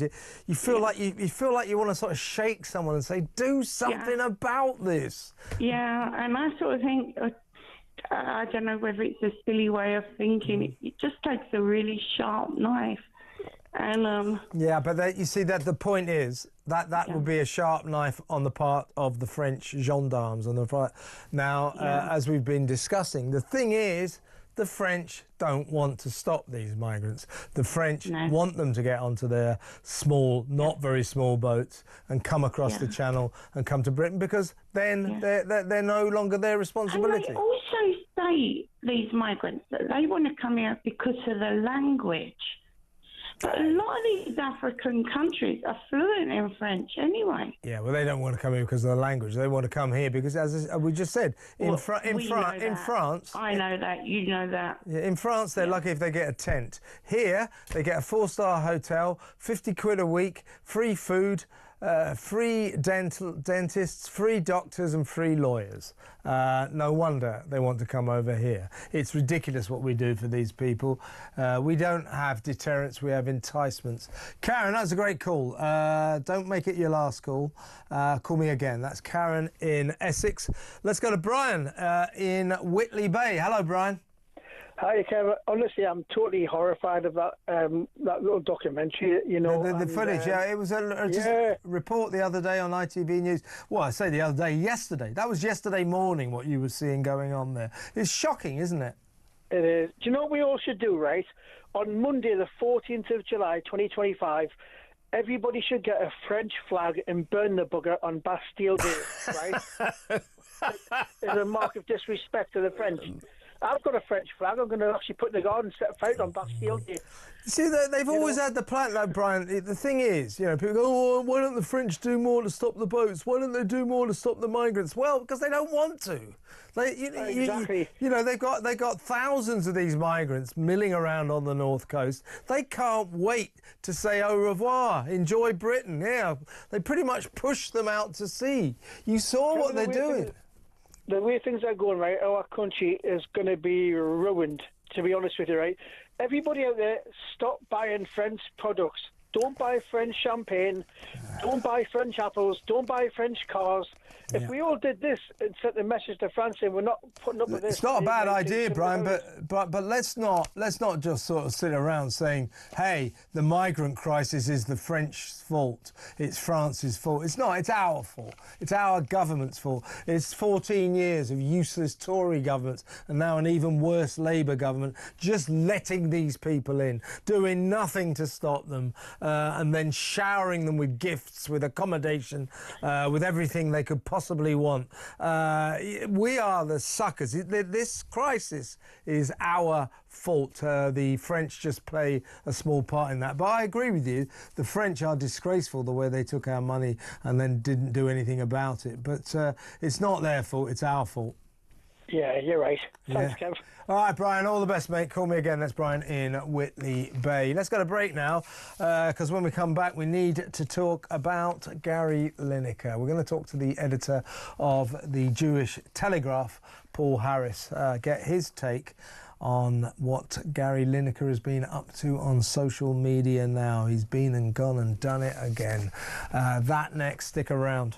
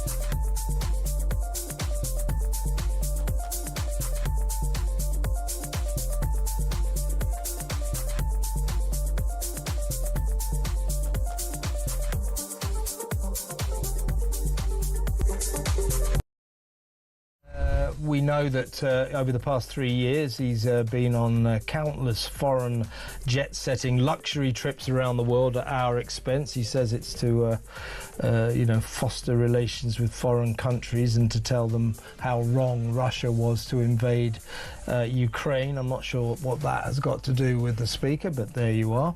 He spent about £300,000 over the last 3 years going on these luxury trips.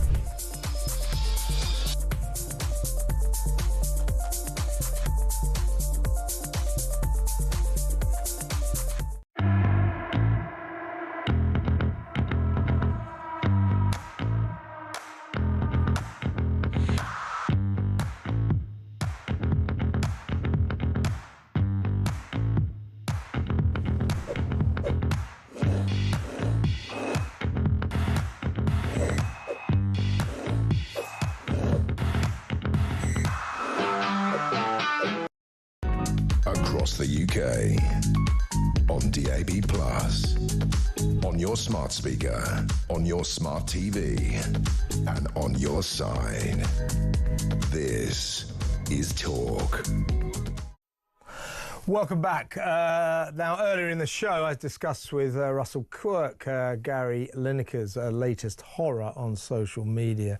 Personally, I think he's crossed the line this time. If it hasn't before, many people argue he's already done this. This time he has shared, reposted, if you like, an Instagram post by a group called the Palestine Lobby, which stated, Zionism explained in 2 minutes. It was a kind of a video, and on this post was an emoji of a rat.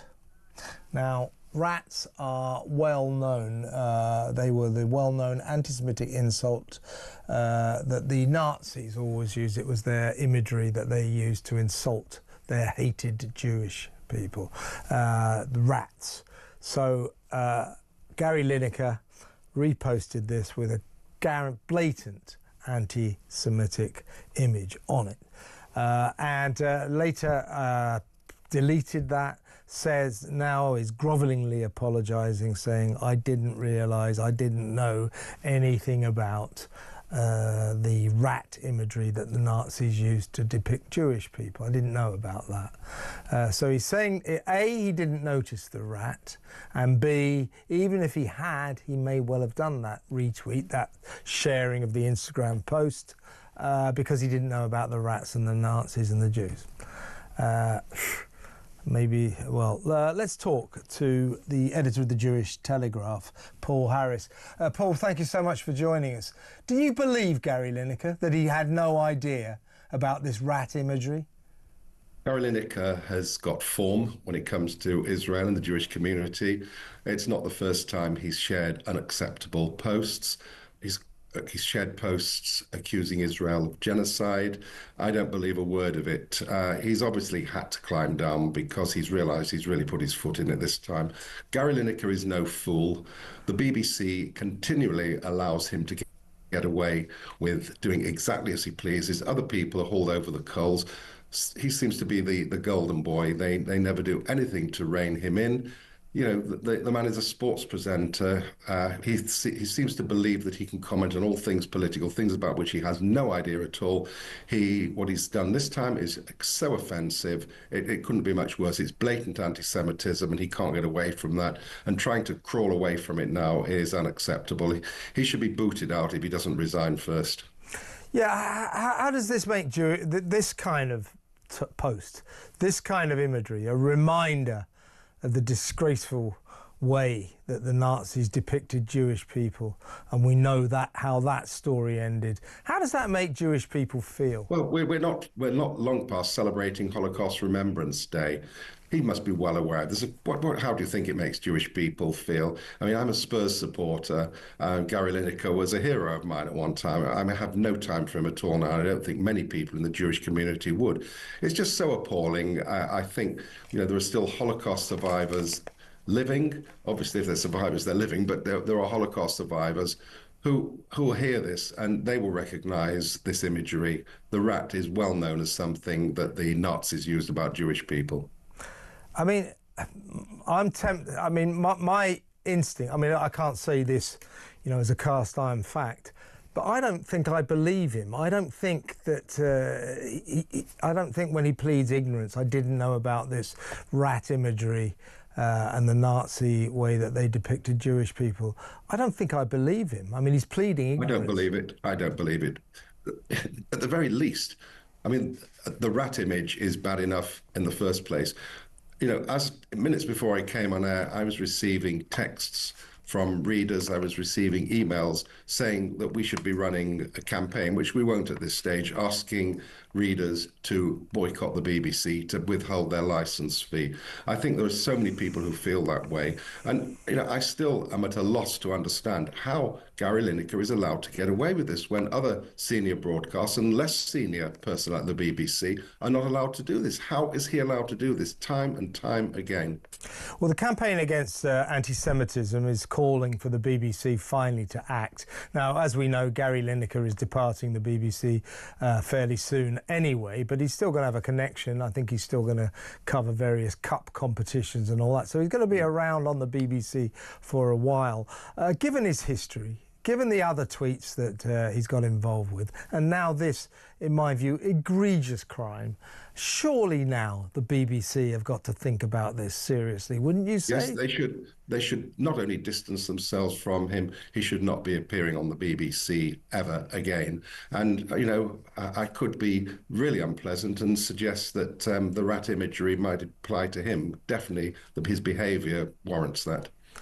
And this syndrome where these people who like to think that they're liberal, metropolitan liberal elite type people, you know, and the line to take, of course, I know so many people around because I live in London, you know, is pro-Palestine, anti-Israel. You know, this is the liberal and the fashionable and the civilised line to take. The trouble with those people and the trouble with that attitude, to my mind, is it so easily spills into blatant, disgraceful anti-Semitism, which is what we've got here, right? Well, they blur the line. They blur the line between anti-Zionism, dislike, if they wanted the Israeli government, they're perfectly entitled to their view, and this spills over into anti-Semitism. It is exactly that, and the line is blurred, and they do cross a line. A lot of the things they say are definitely contrary to the IHRA definition of anti-Semitism. They come under the umbrella of anti-Semitism. They are anti-Semitic. And what Gary Lineker has come out with by sharing that is anti-Semitic. And you actually have to wonder if the man himself is anti-Semitic. I would hope he isn't. But behaving like this does make me question him. I know what you mean, Paul. What's going on at the BBC? Why you know, Tim Davie, the hapless Director General, made a speech today to say in a world of misinformation, you know, the BBC has a very important role. You must trust the information coming out of the BBC. He's joking, right? After the coverage of Gaza, the coverage of the Middle Eastern conflict. I mean, that has been a disgrace. It's not a debating issue. It's not, oh, has the BBC been pro-Palestine? Has it been anti-Israel? Has it been by that? That is not, it's a fact. It's an absolute fact that the BBC... I've appeared on this station multiple times, particularly since October the 7th, 23, to discuss this very matter. The BBC over and over and over again, with some of their senior political personnel, their international correspondents, have quite deliberately distorted the facts. On occasion, they've quoted figures which have come directly from Hamas, which are totally inaccurate. And at many, many occasions, they've not given Israel the chance to respond. They've just taken as fact anything that comes from the Hamas propaganda machine. And they just seem to revel in this. They cross the line when it comes to anti-Semitism. We've seen a former director of the BBC, actually BBC Television, actually suggesting that there is inherent anti-Semitism at the BBC. It just seems to course through the BBC at all levels. And, you know, one of the dangers is that some of the material that appears on their Arabic channels are fed into the main BBC system. And this material is available for all stations, whether it's local radio stations, national radio stations, or TV. And it's just accepted as fact, never checked, and just put out. BBC Arabic, I mean, that is a massive problem. It's extraordinary the stuff they've been churning out. There was one of their reporters who's appeared on the main 10 o'clock bulletin, I think, or the 6 o'clock bulletin, 12 times. 2 weeks ago, was caught sort of putting out a post on social media, something along the lines of the Jewish race needs to be wiped out, and unlike Hitler, we need to finish the job this time. This is a guy that's on the BBC News. This is under the umbrella of the BBC, our so-called national broadcaster, the station, the broadcaster on which we're supposed to rely on, which so many people throughout the world believe it is the arbiter of accurate news. It's quite the opposite. You only have to hear this. Yeah. Now, you sounded a little bit earlier, you said that a lot of people say, why don't you campaign against the BBC, get your readership to stop investing in the BBC, stop paying their licence fee. Maybe you don't want them to go that far. You don't want to go that far, but you're going to go big on this Gary Lineker, right? I mean, you've got to keep up the pressure on the BBC. They're wrong, right? I don't necessarily subscribe to the idea of boycotts, and I think it might be dangerous if people were to withhold their license fees, because they would lead themselves in possible prosecutions, been wide open to it, and I don't think they'll be able to justify in court not paying their license fee, because presumably they would be accessing material other than Gary Lineker and anti-Israel material. But something has to be done. Heads need to roll at the BBC. And I'm not talking just about Gary Lineker. I'm talking about the people who employ him and seem reluctant to do anything about it. And yet, why is Gary Lineker so special when other people's heads have rolled? Why, when they've disciplined other people have lost their jobs, people have been suspended. But Gary Lineker was suspended for just a matter of days and given his job back very, very quickly. I mean, even though he has only a short time left on his contract, should be terminated now, and he should never appear on the BBC again. He's a disgrace. Paul Harris, editor of the Jewish Telegraph, thank you so much for your time. Really appreciate it. Good to talk to you. Paul Harris there, as I say, editor of the Jewish Telegraph. Very strong words there about Gary Lineker. And it is time, is it not, for us all to talk strongly about Gary Lineker. In my view, this time he's really crossed the line. He can plead ignorance. Don't you know that thing? Ignorance is no defence. I suppose on the off chance that he really didn't know about the rat imagery and how the Nazis depicted Jewish people always as rats. If he really didn't know, I suppose he's got some kind of excuse. But do you believe him? Do you really believe him? He's a cornered rat, if I could put it that way, and he's coming up with excuses left, right and centre, grovelling apologies. Sorry. He's gone too far this time, hasn't he? Is it time to sack Gary Lineker? Should the BBC show Gary Lineker the red card? Let me know. 03444991000. When we come back after the news, we're going to talk about Peter Sullivan, the remarkable man who did 38 years for a murder he did not commit. He's just been released, and guess what compensation he's going to get? £1 million, a game show prize. Is that enough? 03444991000. That next. Stay tuned.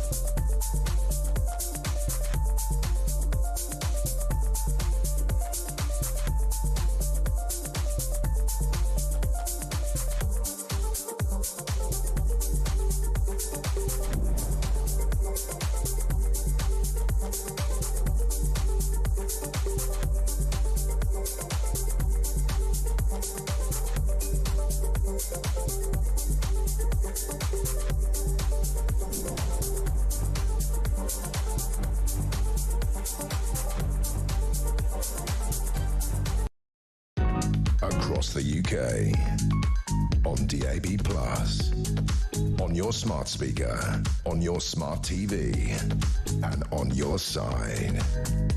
This is Talk.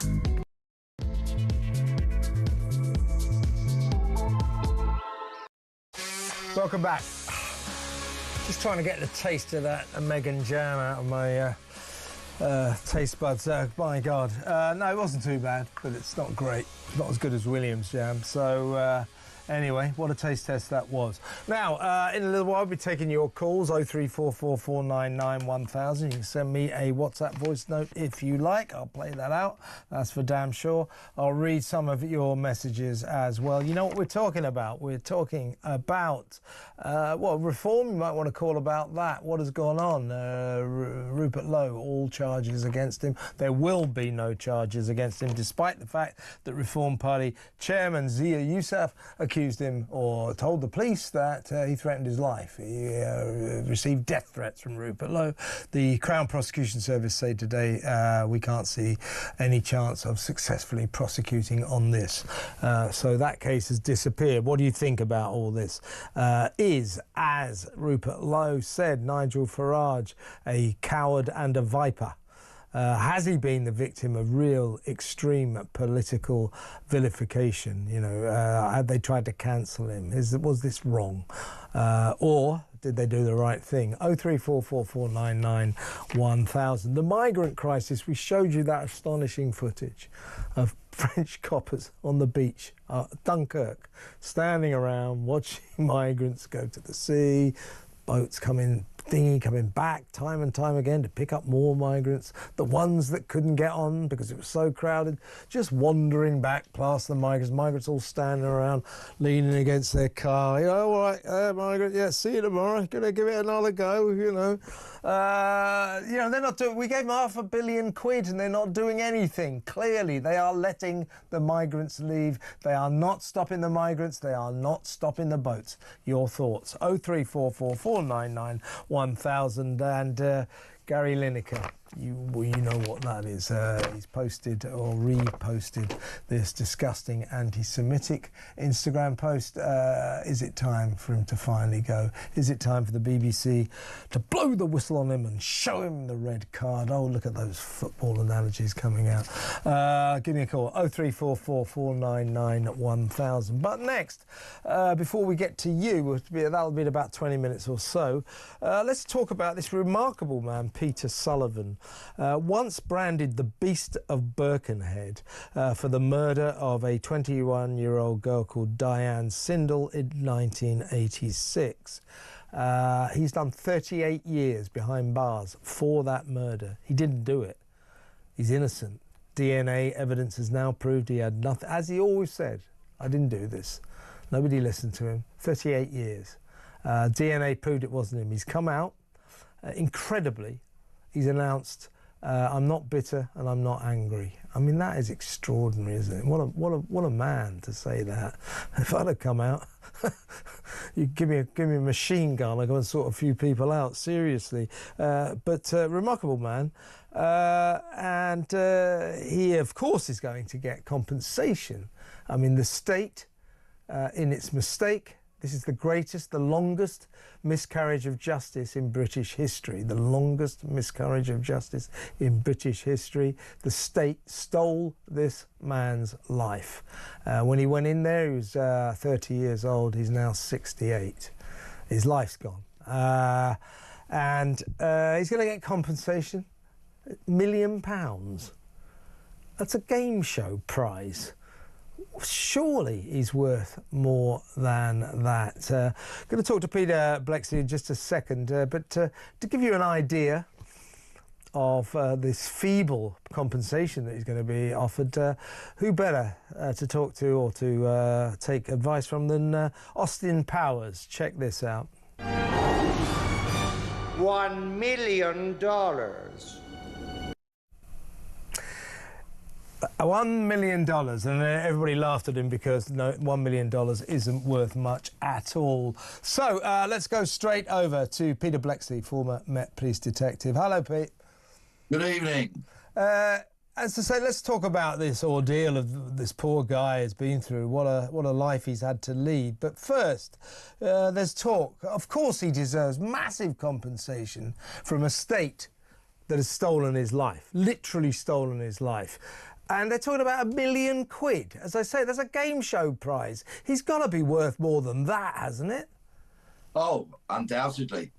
Because if Peter wanted to settle in my part of leafy southeast London, once you've bought a house, there's not a lot of change left out of £1 million. If he chose to do that, it's utterly ludicrous. It's way beneath what he should be getting.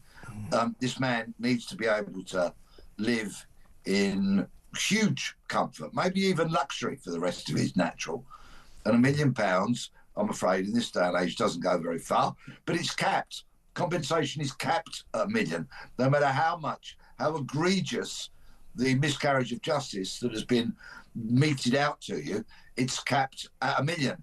And if he gets that, that's the limit as things stand. Well, we need to do something about this. £1 million for 38 years of this poor man's life, that is derisory. That's a disgrace. We need to do something about it, and we need to do something about it for this particular man right now, don't you think? Oh, without a shadow of a doubt. And if you look at Andrew Malkinson, do you remember the man who did 17 years in jail for a rape that he didn't commit? And DNA evidence proved that he was not the rapist. His compensation would be capped at £1 million. It's utterly inadequate. 38 years is astonishing. And let's just remember what happened to Peter, who was an unemployed labourer at the time of his arrest. 1986, wasn't it? Yeah. And he was a man with learning difficulties who, when he was arrested, did not have an appropriate adult or a solicitor with him when he was interviewed and, under duress, made a false confession. You know, a man with learning difficulties. And have we heard any words today about Merseyside police going back and conducting a review, maybe an investigation, into who forced him into that confession? Are those officers still alive? Is there going to be an investigation? I give Merseyside credit because they are currently investigating Diane's crime, rest her soul, her wicked, vicious, abominable murder. But the first indications that Peter was innocent came a couple of years ago, in 2023, when the machinery that turned so slow in the criminal justice system started to realise that this actually could be the wrong man incarcerated for so long. So they've already done over 200 DNA tests on other people because they're looking for the man who was the killer, and his DNA profile is not held within the current database. So they've got a lot of work to do, and hopefully they will eventually find the person who was responsible. And what a guy. I mean, his first statement was sympathy for the family. He said, I feel sorry for them because now they still don't know who killed their beloved Diane. What a thing to say. And then this remarkable statement, I feel I'm neither bitter nor angry. I've got to say, if I was in his position, being bitter and angry wouldn't even begin to cover it. I mean, what a guy. Yeah, but he is a man of huge grace and dignity, clearly. But of course, he spent 38 years in prison. How institutionalised has this poor man become over all those decades? Which is why, of course, he needs to receive far more compensation than I think he will eventually get. But he's deserving of our respect. And it is absolutely correct that he should receive so much more, so that it sends out a message, a clear message, not only to enable him to live the life he deserves, but it sends out a message that this kind of behaviour, albeit it was from a long time ago, is utterly unacceptable. The state is shamed by it, and the state will compensate him accordingly. Indeed. Now, you've been around prisons, you know what it's like. I mean, what would his life have been like? 38 years behind bars. I mean, what will he have spent the time doing? You know, I don't know, washing up, working in the library. He would have led a life of, I'm presuming, kind of utter tedium. Yeah, if he'd complied with the system, he could have become a trustee, and he could have had any form of job, from cleaning to cooking to working in the library, any number of jobs that are available to long-term prisoners. But the real takeaway from this, for me, is that if he'd admitted to this crime that he didn't commit, he would have, in all likelihood, have been out years ago. He's been banged up for longer for a crime because he did not commit it and he would not admit it. Hence the reason he stayed behind bars for all these years. And I make no apology for using these words. His grace, his dignity, which are utterly astounding, means that the system should do all it possibly can to ensure that that cheque, even if it is to be the capped 1 million, lands in his bank account tomorrow. Yeah, and with a view to him getting a lot more fairly soon. And is that the system then, Pete, that basically if you don't admit to a crime, certainly something serious like murder, they just won't let you out? Surely, if you got some guy who's been in jail for 37 years and still says, I didn't do it, isn't it worth listening to them at that point? Well, this case clearly proves that it is. There is a sliding scale because some people have their convictions against sentence upheld on legal technicalities, for example. So sometimes, dare I say it, and just for purposes of clarity, I am not saying in any way, shape or form it refers to this case, but some people appeal their convictions, go to the Court of Appeal, and a conviction may be ruled unsafe or a case could be thrown out because of some form of legal technicality. Now, in those cases, the onus is often on the former prisoner to prove their innocence, and of course, sometimes they can't do, if you get my drift. Yeah. Sometimes the guilty do walk free. But in this case, where clearly a DNA profile, which has been obtained from the victim and clearly indicates another man committed this crime, then there should be no cap on the compensation. He should receive millions upon millions so that this man can rebuild his life and absolutely live in luxury for the rest of it. I think he deserves to have somebody iron his shirts, clean his house, cook his dinners, whatever he wants, basically. Whatever he wants couldn't agree, should be funded. Couldn't agree with you more. I saw that you tweeted, you made a very good point about the death penalty. Now, we encounter more and more horrific crimes that make North London liberals like me think maybe I am in favour of the death penalty. I certainly thought that with Axel Rudiger-Barner. But you said that you made a good point. All of those who feel we must bring back the death penalty, you've got to think about people like Peter Sullivan, who would have got the death penalty, who would have been executed, but now we find out 38 years he didn't do it. So are you against the death penalty for that reason, Pete, or where do you stand on it? Yeah, when I have this conversation with my kids, they say it's about as left-wing as I get, because I'm not in favour of the death penalty for a number of reasons, and I'll tell you why. I believe that an entire lifetime of incarceration until you gasp your last, and that will apply to people like Rudiger-Barner, Levi Belfield and other similar monsters. They will never taste freedom. And the drudgery of that routine, the inability to see a blue sky, to have a life surrounded by loved ones is a punishment. That incarceration is a punishment, the like of which Harold Shipman and Fred West couldn't face that. So they took their own lives. So that gives you an indicator of just what a punishment is. If you stick a noose around somebody's neck and you kill them in less than a second, you're actually helping them to avoid the punishment. Yeah. They lose their lives. They won't spend decades banged up. So that's one of my arguments. And another thing that I think I need to mention is, at the moment, we all accept DNA as almost being irrefutable. People are guilty. DNA has proven it. They must be guilty. They can go to prison for life. Well, science moves on every day. What will science be saying in 40 years' time about the techniques and the procedures we apply today? Will science gallop forward and say, actually, what happened in 2025 is actually rather unreliable? I don't have a crystal ball. We simply don't know.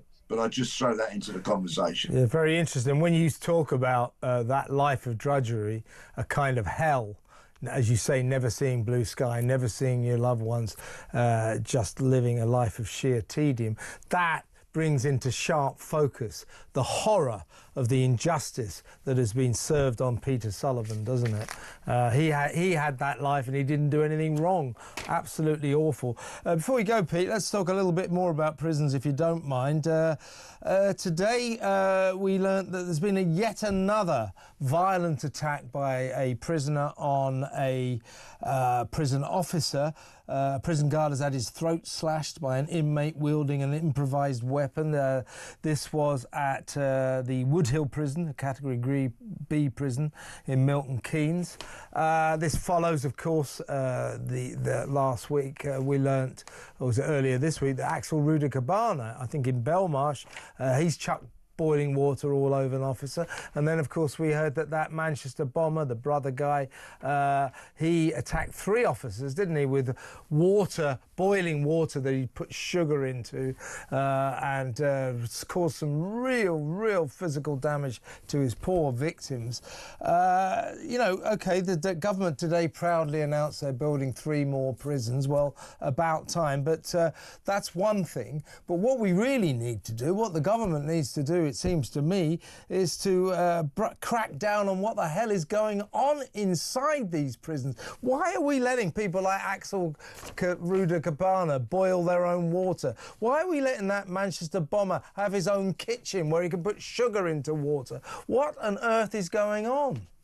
Probably because some prison manager who strolls around the safe parts of the estate with a lanyard round their neck has made those rules that apply. If you'd asked the staff on the front line, and let me point out, 30 prison officers a day are being assaulted. 10,000 a year assaults on prison staff. It's absolutely appalling. The state of the prison estate is absolutely dreadful. And yes, you're absolutely right to talk about Hashim Abedi and Rudiker-Cabana.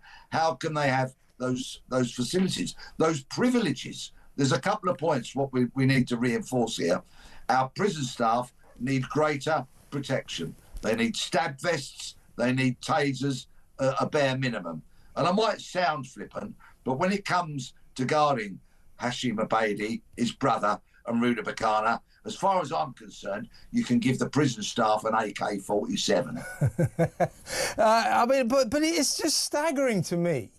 I mean, I know there are probably quite a few prisoners who can be trusted, but, you know, maybe just drop the idea of giving them kettles that they could boil water in. But when, you know, I suppose trustees and all that, I suppose, but might be an idea to just say, here's an idea, prisoners don't get kettles anymore, they don't get their own kitchens where they can make weapons, where they can boil water, put sugar in it, generally. But certainly not the likes of Manchester bombers at Rudiker-Cabana and so on and so forth, the most dangerous prisoners. Why? Why are they getting these? The Muslim terrorists, Islamic terrorists, get their own quarters. It's like a sort of social centre, their own kitchen, telly, games room. This is ridiculous. Well, these separation units were the brainchild of a former prison governor called Ian Aitchison, who's a top fella as it happens. And what he originally designed them for were units whereby the radical Islamists could be held separated from other prisoners so they couldn't convert them to their poisonous thinking. That was the original concept for which they were designed. They've subsequently, once again, due to decisions made by managers with their lanyards, and I bet they're the sort of types that wear their lanyards home on the train because they think they're so important, right? They came up with these kind of decisions. They've made the decisions, and as a result, staff have been seriously injured. The prison service, the prison estate, the whole system needs to get a grip. And is that going to happen under the leadership of the Justice Secretary, Shabana Mahmood? Well, I doubt it. Brace yourself for more bad news. There's a sentencing review being announced next week. She already said today that prisoners on recall will only do 28 days unless they've committed another serious crime. In the next week or two, and in the lead up to, well, for the next few weeks, we are going to have more people, more criminals on our streets. It's all falling apart at the seams, isn't it, Pete? Great to talk to you, as always, mate. Thank you very much. That's Peter Blexley, former Met Police detective. What do you think about that? I mean, why do they get kettles? You know, well, the Islamic extremists, they get their own sort of unit. It's like a sort of social centre. They've got games rooms, telly, kitchen. It's rather nice. I mean, what the hell is going on? But more to the point, shouldn't Peter Sullivan get a lot more than £1 million? As I say, that's a game show prize, and that is the most we can ever give a prisoner who was wrongly imprisoned. This guy had his life stolen, 38 years. And he's going to get the same amount as someone who just won Who Wants to Be a Millionaire. That's just all wrong, isn't it? 03444991000. Your calls, your messages, your WhatsApp voice notes when we come back. Stay tuned.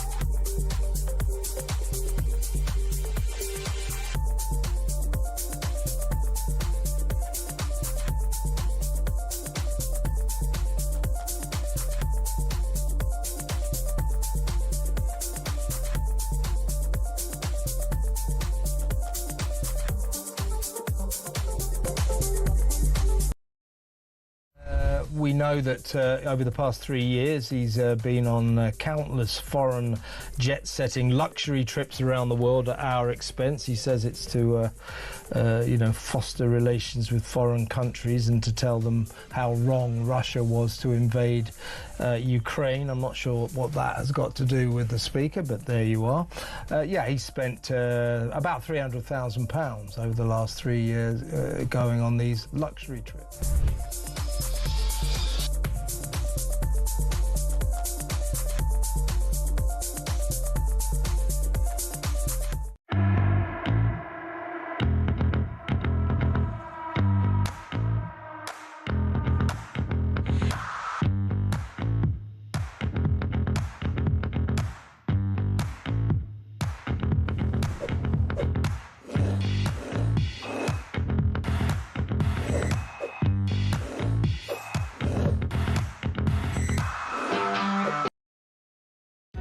Across the UK, on DAB+, on your smart speaker, on your smart TV, and on your side. This is Talk. Welcome back. We're going to go to the phones in just a little while, but first, time now to find out how you could be in with a chance of winning a weekend away in Munich at the end of May to watch the biggest game in European football, the Champions League final. We're also putting $5 grand in your pocket to spend however you want. Win a once-in-a-lifetime trip to watch the Champions League final live. Go to talksport.com/win for your chance to embark on the ultimate odyssey of football ecstasy. With 2 tickets to the Champions League final live at the iconic Munich Football Arena, Germany, including flights, accommodation, and an uber-massive $5,000 in your hand. How about that? Enter online now at talksport.com/win. Terms and conditions apply. Achtung, baby. 18 plus, UK, excluding Northern Ireland. For a chance to win all of that, simply text the word football to 83338 by the 16th of May at 11 p.m. Text costs £2 plus 1 standard network rate message. You must have the bill payer's permission, or send your name and number by post to Champions League final competition, PO Box 3190, Colchester CO2 8GP, to arrive by 5 p.m. on the 21st of May. This is a TalkSport limited competition run on TalkSport Talk and Virgin Radio UK stations. Full terms and conditions at talksport.com. Don't miss out on this incredible giveaway from our colleagues at TalkSport. Good luck. Right, let's go back to the show. Let's go to the phones, and I think I know this guy. It's Liam in Folkestone. Hello, mate. Hello, Kevin. How are you doing? I'm very, very well. How's life down there? How's the Armada doing, the invasion? What's your estimate? You've been telling me the last few days how many you think have been coming across. We found out this afternoon, 292 yesterday, 601 on Monday, of course. What's the score today, do you reckon? I think maybe 200, but over 1,400 so far this month have come across. There was 292, 601, 238, and then 58, right? Basically, I know how we can actually stop this invasion. I know how we can do it. Go on then, Liam. We're in need of this. All right, okay. Firstly, right, stop the incentives. Okay. Yeah. Right. Yeah, we don't have deterrents, do we? We have enticements. No. Stop the incentives. Stop the free housing. Stop the the ability to go with. Yeah, I would say, Liam, for a start, say to these migrants, you want to come over here, break into the country, and then try to establish legally your right to stay. You can pay for your own lawyers. You can pay for your own. We won't pay for them. I think, Kevin, we need to actually have a serious conversation with the French, okay, with regard to fishing rights. Okay, enough is enough now. I live down here every single day. I watch and I see them all coming across like air sea rescue helicopter, 1 o'clock in the morning, 2 o'clock in the morning, 3 o'clock in the morning, every single day. Every single day I watch it, I listen to it, and I'm woken up by it, and it upsets me. Right? We are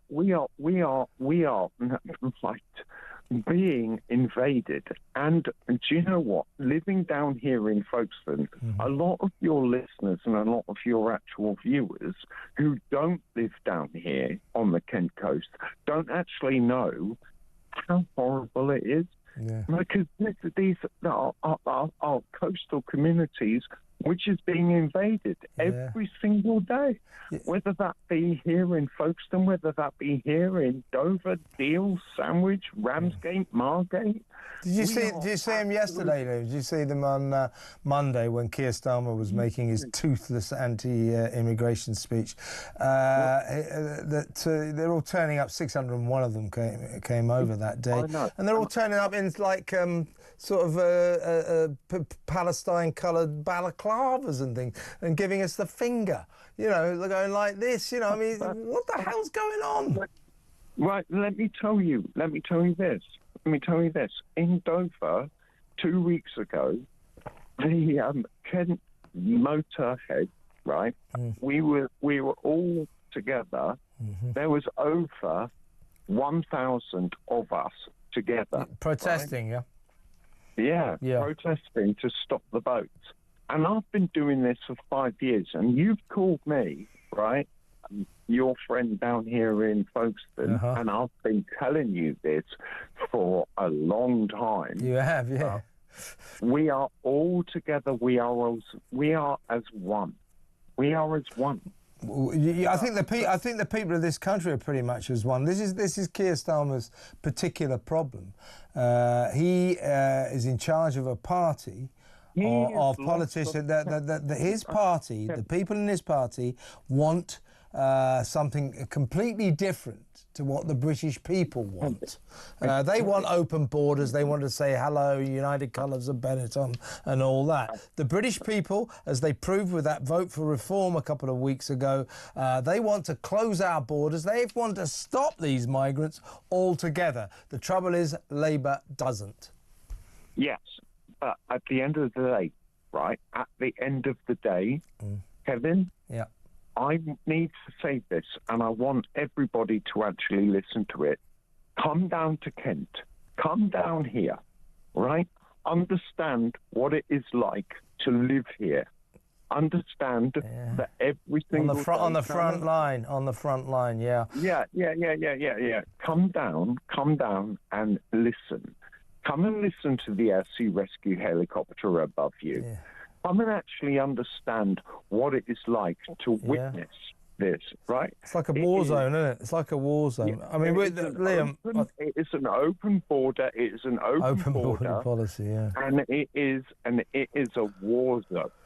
You're right, Liam. You're absolutely right. So, listen, good to talk. I've got to move on. I've got to talk to a few other people, but keep in touch. I know you will. And let me know, you reckon a couple of hundred today, so keep me posted with the numbers. You've been accurate most of this week, so I appreciate that. And it's good to talk to you. Thank you, Liam. Liam in Kent, in Folkestone, right on the front line. Interesting what he's saying. The people down there, it's a very different experience. If you live in Folkestone or Dover or Deal, all these towns on the edge of the English Channel, they see these boats coming over, they see this invasion going on, and they hear the helicopters. I mean, they're living it. They're living it. They know what's going on. Up here in London or wherever, we don't really, except we get the numbers. And we know how bad that is. But, you know, these people are living it. So, interesting point by Liam there. Let's quickly go to Grace in London. Hello, Grace. Hi. I was interested by how Peter Bleksley mentioned that he thinks of Peter Sullivan, who was wrongly convicted of having grace in his not being bitter, and I think I would certainly struggle not to be bitter. Me too. I'd be furious. Pardon? I'd be furious. Yes. But I'm interested that Peter Bleksley used the word grace, because the reason that I'm called Grace, that my dad chose that name for me, is certainly nothing to do with being graceful, and I'm clumsy as anything. But my dad believed, and I have come to believe in time, that Jesus had a punishment that he didn't deserve, and that he took the punishment that we have deserved for our sin, and took that upon himself, even though it wasn't warranted. And I noticed how Peter Sullivan has said in his statement, "As God is my witness, it is said the truth shall set you free," and that's a verse from the Bible. That's Jesus' words in John.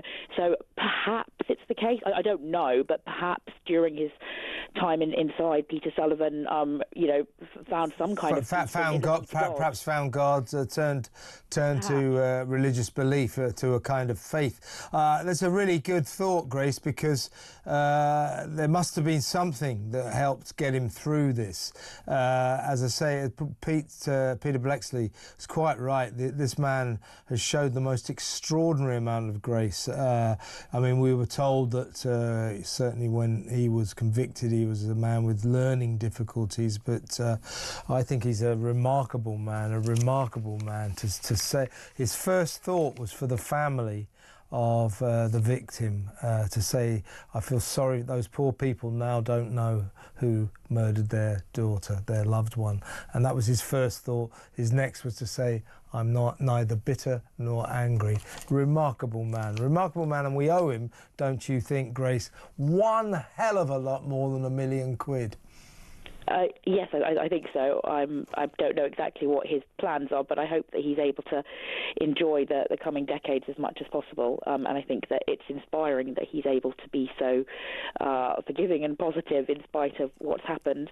And in our society that has an awful lot of acrimony in it, it's really good to see someone being able to take this almost superhuman attitude of not being angry, because I think that a lot of us would do. But I think you're right, Grace. I mean, it's superhuman, and you use a good word there. It's kind of inspirational, the way this guy has behaved, the extraordinary grace with which he has greeted this turn of events in his life.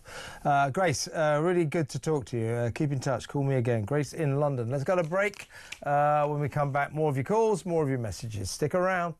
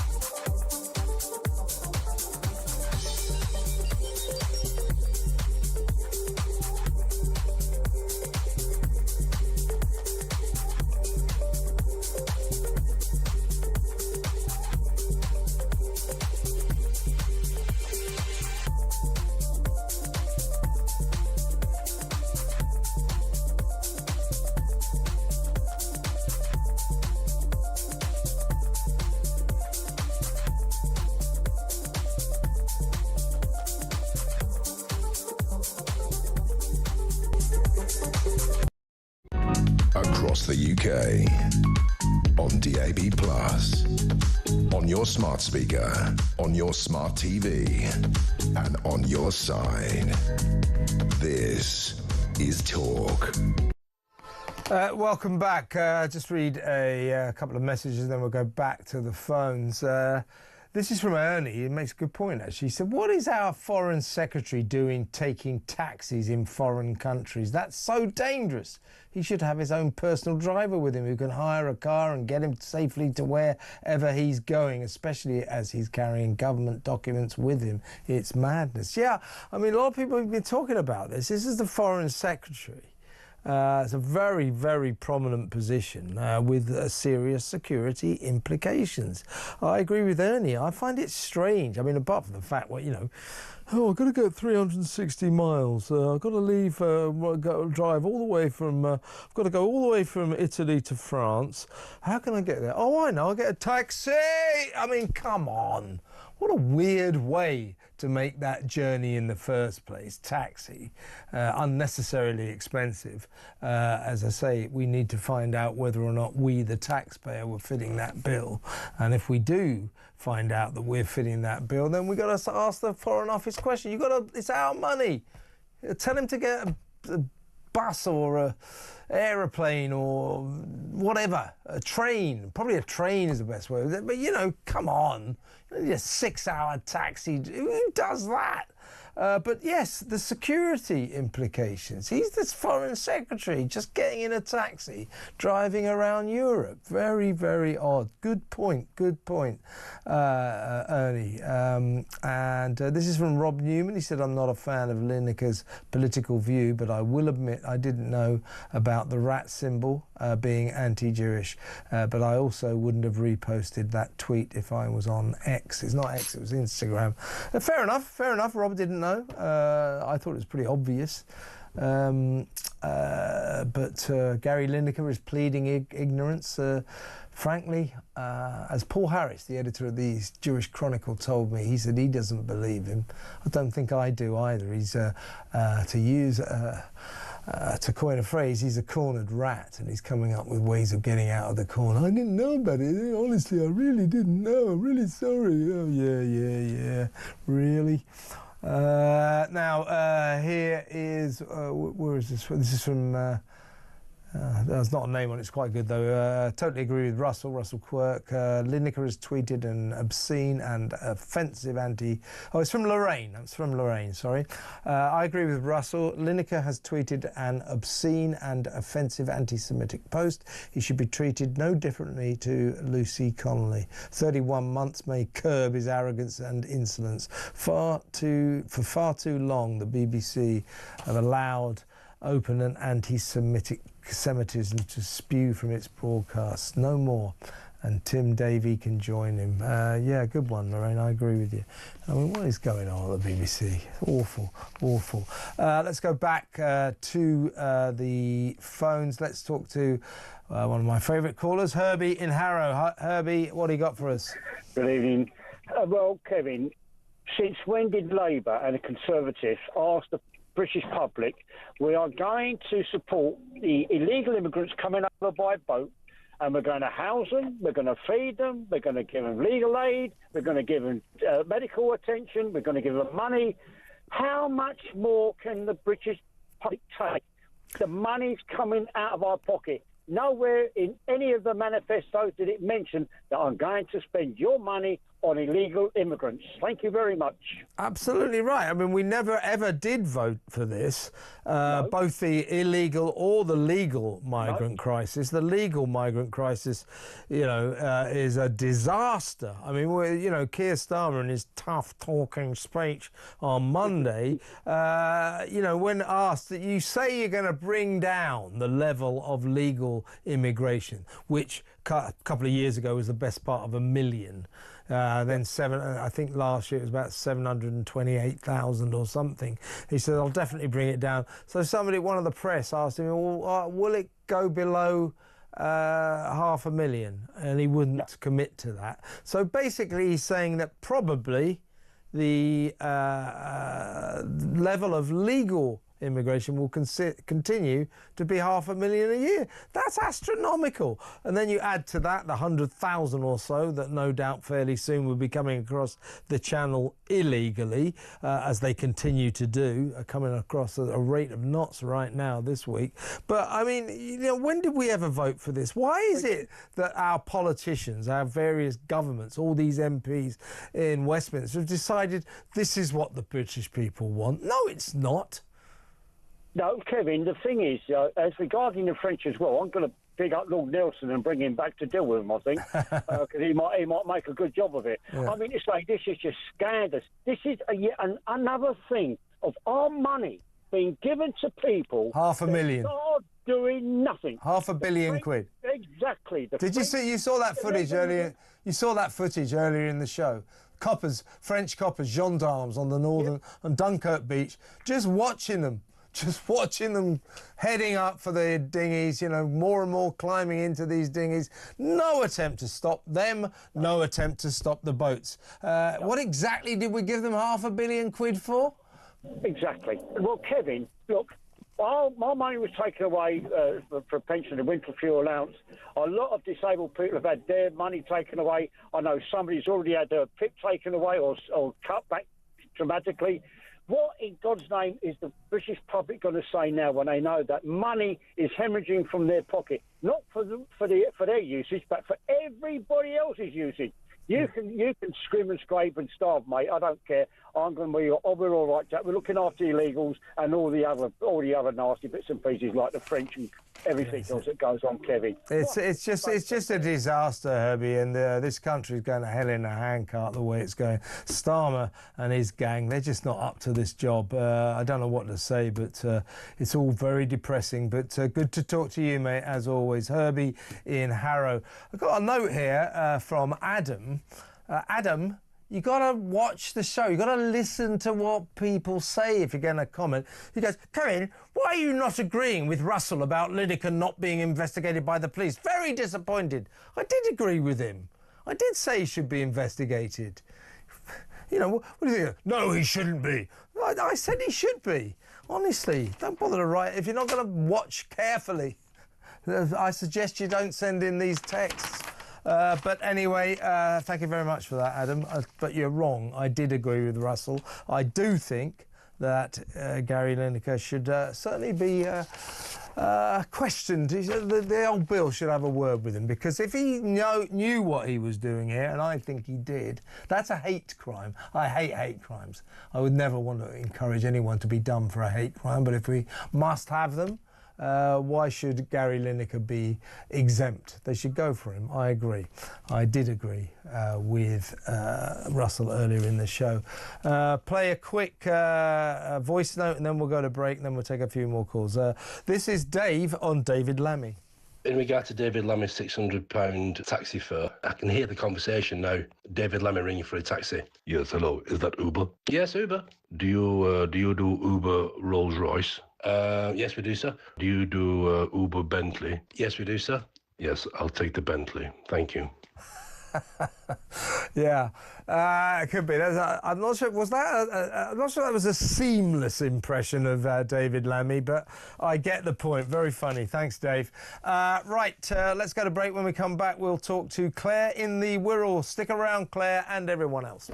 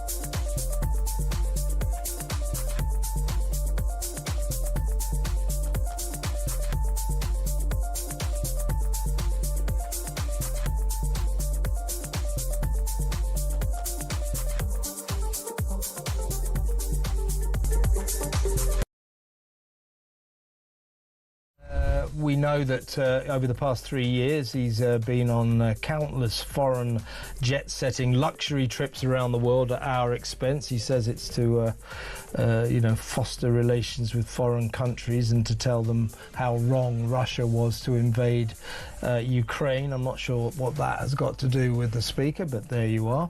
He spent about £300,000 over the last 3 years going on these luxury trips.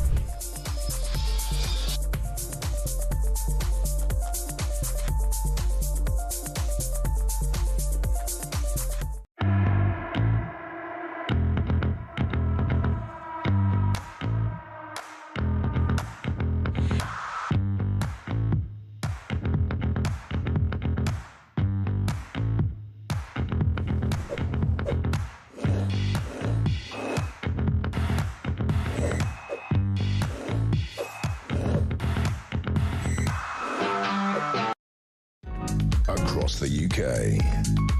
On DAB+, on your smart speaker, on your smart TV, and on your side. This is Talk. Welcome back. Let's go straight back to the phones. Let's talk to Claire in the Wirral. Hi, Claire. Did you ever get your WhatsApp situation sorted out? No, I'm afraid I haven't, but I've had a lot going on in my life at the moment, so I'm well, I think it's our fault, isn't it? It's our fault. We will look into it. I'm sorry. I think it may be. I think it may be your fault, but never mind. Most things are my fault, Claire. Blame you. I'm not going to blame you. It's just you leave such great WhatsApp voice notes, but it's better to talk to you in person. So yeah, well, that's why I am phoning. You know, because you know that's the only way that I can get in contact at the moment. Well, happy to talk to you. It's better to talk, you know. So migrant crisis. Migrant crisis. Yeah. Before I start on that, I would like to say that Gary Lineker needs locking up. Yeah. But he's safe because he's one of the radical left and he's a BBC oik. So he's safe. Yeah, well, sack him. I mean, he should be sacked this time. He's crossed the line, I think. I want him locking up. I really do. I'll go along with that. Disgusting what he did. But anyway, on to Starmer. Now, Starmer is in cahoots with Macron and the EU, and he's promised an open door policy so he can get back into Europe. You know, he's been gagging to get back in since Brexit. He's tried many times to get another referendum done. He's given up now our fishing rights. And all we are now, Kevin, is a host nation for the flotsam of the world. That's a good point. That is exactly what it is. I mean, did you see the pictures? You know, so on the day that Starmer, Monday, when he made his allegedly tough-talking immigration crackdown speech, which was pretty feeble, tinkering around the edges. I'll tell you right here and now, it will make no difference whatsoever. But while he was making that speech, 601 migrants came across the channel illegally.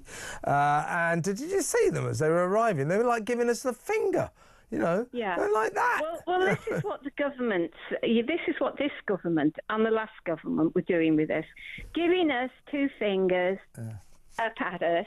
Yeah. And really, what Starmer said, I feel, was a loaded, you know, sentence, really, when he said about strangers. Now, is he talking about them looking at us, the white gammon, as strangers? You know, we're all assuming that, you know, the strangers in our country are, you know, we're talking about illegal people and people with black and brown faces. Well, we're talking, aren't we, Claire, talking about people about whom we know nothing? That's the point. You know, these people, it's a good way of putting it, that these people who turn up, we saw them all, you know, piling over the other day, and indeed yesterday, and hundreds more today we're hearing. You know, we don't know anything about them. They are indeed strangers, and yet we will allow them into our land and give them the warm embrace of 50 quid a week, free doctors, free dentists, free food, free accommodation, 4-star hotels, free lawyers, and we don't know anything about them. They are strangers. They are strangers, but we're attracting them in. And what I'm trying to do is just reverse the argument. Everybody's seen the stranger story of strangers, as in migrants. We know nothing about them. Yeah. I see it as him saying, the strangers in this country, who does he really want in this? Who does he care about? He doesn't care about the white gammon, the white working class. I think he is giving that the impression that he's talking about the illegals as being strangers. I just think he means that we're all strangers. They're strangers to us. We're strangers to them. It's a sort of toxic cocktail of people who don't know each other, and that's what we're turning this country into. But the point about him is, you know, he's a straw man. He blows with the wind. He'll do whatever he thinks is popular. Don't forget, this is the guy that before he became Prime Minister lobbied and campaigned tirelessly for open borders, let as many people in as you possibly can and all that. And now suddenly he's become Enoch Powell. He's changed his tune dramatically. It's ridiculous. He's a liar and he's a very sinister man. Yeah. Now, I'm going to tell you now, we have close links to Iran. We have the IRGC, which is a terror organisation, knowingly operating Revolutionary Guard, the Iranian, yeah. Well, and we won't prescribe them, will we? We won't make them illegal, which we should. Yeah, exactly. So what does that say? We also have accepted 400 ISIS jihadis back into the country. They're not under arrest. They're just wandering around, roaming free. I know. It's ridiculous, isn't it? I know. And you know what? It's a total disgrace about what happened on the beaches of Dunkirk. I saw that video earlier. I haven't been able to keep a track of you because I had to walk my dogs a bit late on. I know that thing. It was too hot, but for them. But you know, on the beaches during the war, when we actually liberated France, all our soldiers were on that beach. Absolutely. We liberated France. And now look what's happening on it.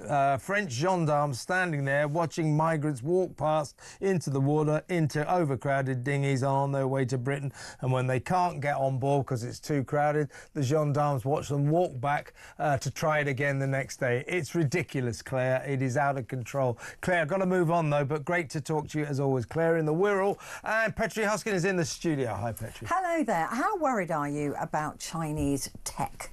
And how worried should you be? Well, I think we should all be quite worried. It is astonishing. What are those phones called? Huawei. Well, yeah, Huawei. But also, it's not just them. They own massive amounts of our infrastructure. They literally own it. And that they can switch off, they could freeze cars and traffic lights with a switch. I heard about they could freeze every electric car.